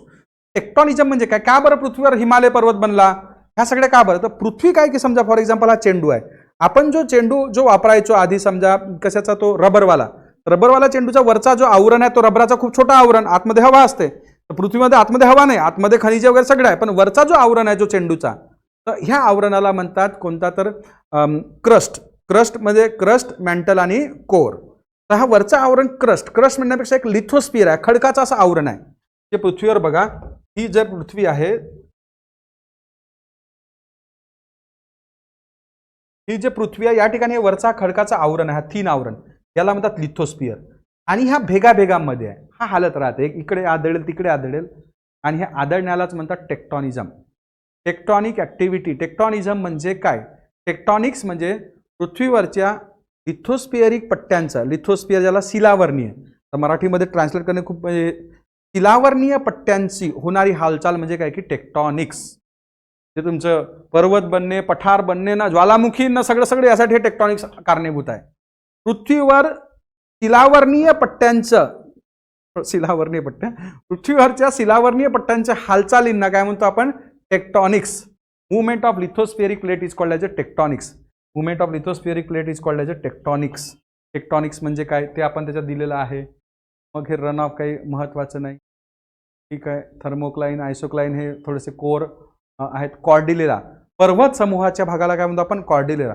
गावाकडे सुद्धा एक पहाडी राहिली, तर एकच पहाडी राहत नाही, एक पहाडी दुसरी पहाडी. आजकाल पहाड्या तर सगळ्या त्या गिट्टी नेऊन सगळ्या खतम झाल्या, पण पहाड्या, तर त्या पहाड्या ज्या आपण म्हणतो इकडे काय की डोंगर रांगांना एकत्रित, समांतर असलेल्या डोंगर रांगांना एकत्रित काय म्हणतो? Cordillera. Himalayan cordillera, Appalachian cordillera. पर्वतांच्या समूहाला काय म्हणतो आपण? कॉर्डिलेरा. आणि तसाच बघा की तसाच जे बेट आहे त्या बेटांच्या समूहाला म्हणतात आर्चिपलागो. हे शब्द येतील समोर, आर्चिपलागो, द्वीप समूह, आर्चिपलागो. बेट सुद्धा एकच नाही राहत. आता अंदमान निकोबारमध्ये 535च्या वर बेट आहेत, लक्षद्वीप मिनिकॉयमध्ये कितीतरी बेट आहेत. तर बेटांच्या समूहाला काय म्हणतो? आर्चिपलागो. तर पर्वतांच्या समूहाला काय म्हणतो? Cordillera. Himalaya cordillera, Appalachian cordillera. त्याचबरोबर बेटांच्या समूहाला काय म्हणतो? म्हणजे पर्वतांच्या समूहाला कॉर्डिलेरा, बेटांच्या समूहाला आर्चिपलागो. ठीक आहे. तर कॅचमेंट एरिया, ज्या ज्या ठिकाणून पाणी येते त्याला आपण म्हणतो कॅचमेंट एरिया. नदीमध्ये जसं आपलं छत, आपल्या घराचं कॅचमेंट एरिया, जर तुम्ही रेन वॉटर हार्वेस्टिंग कराल तर. जॉर्ज, दरी, व्ही आकाराची दरी असेल तर व्ही आकाराची दरी, नाही यू आकाराची दरी असेल त्याला काय म्हणतो? जॉर्ज. डीप जॉर्ज म्हणतो आपण. ते मूवीमध्ये वगैरे पाहता ना तिकडे, बाहुबली.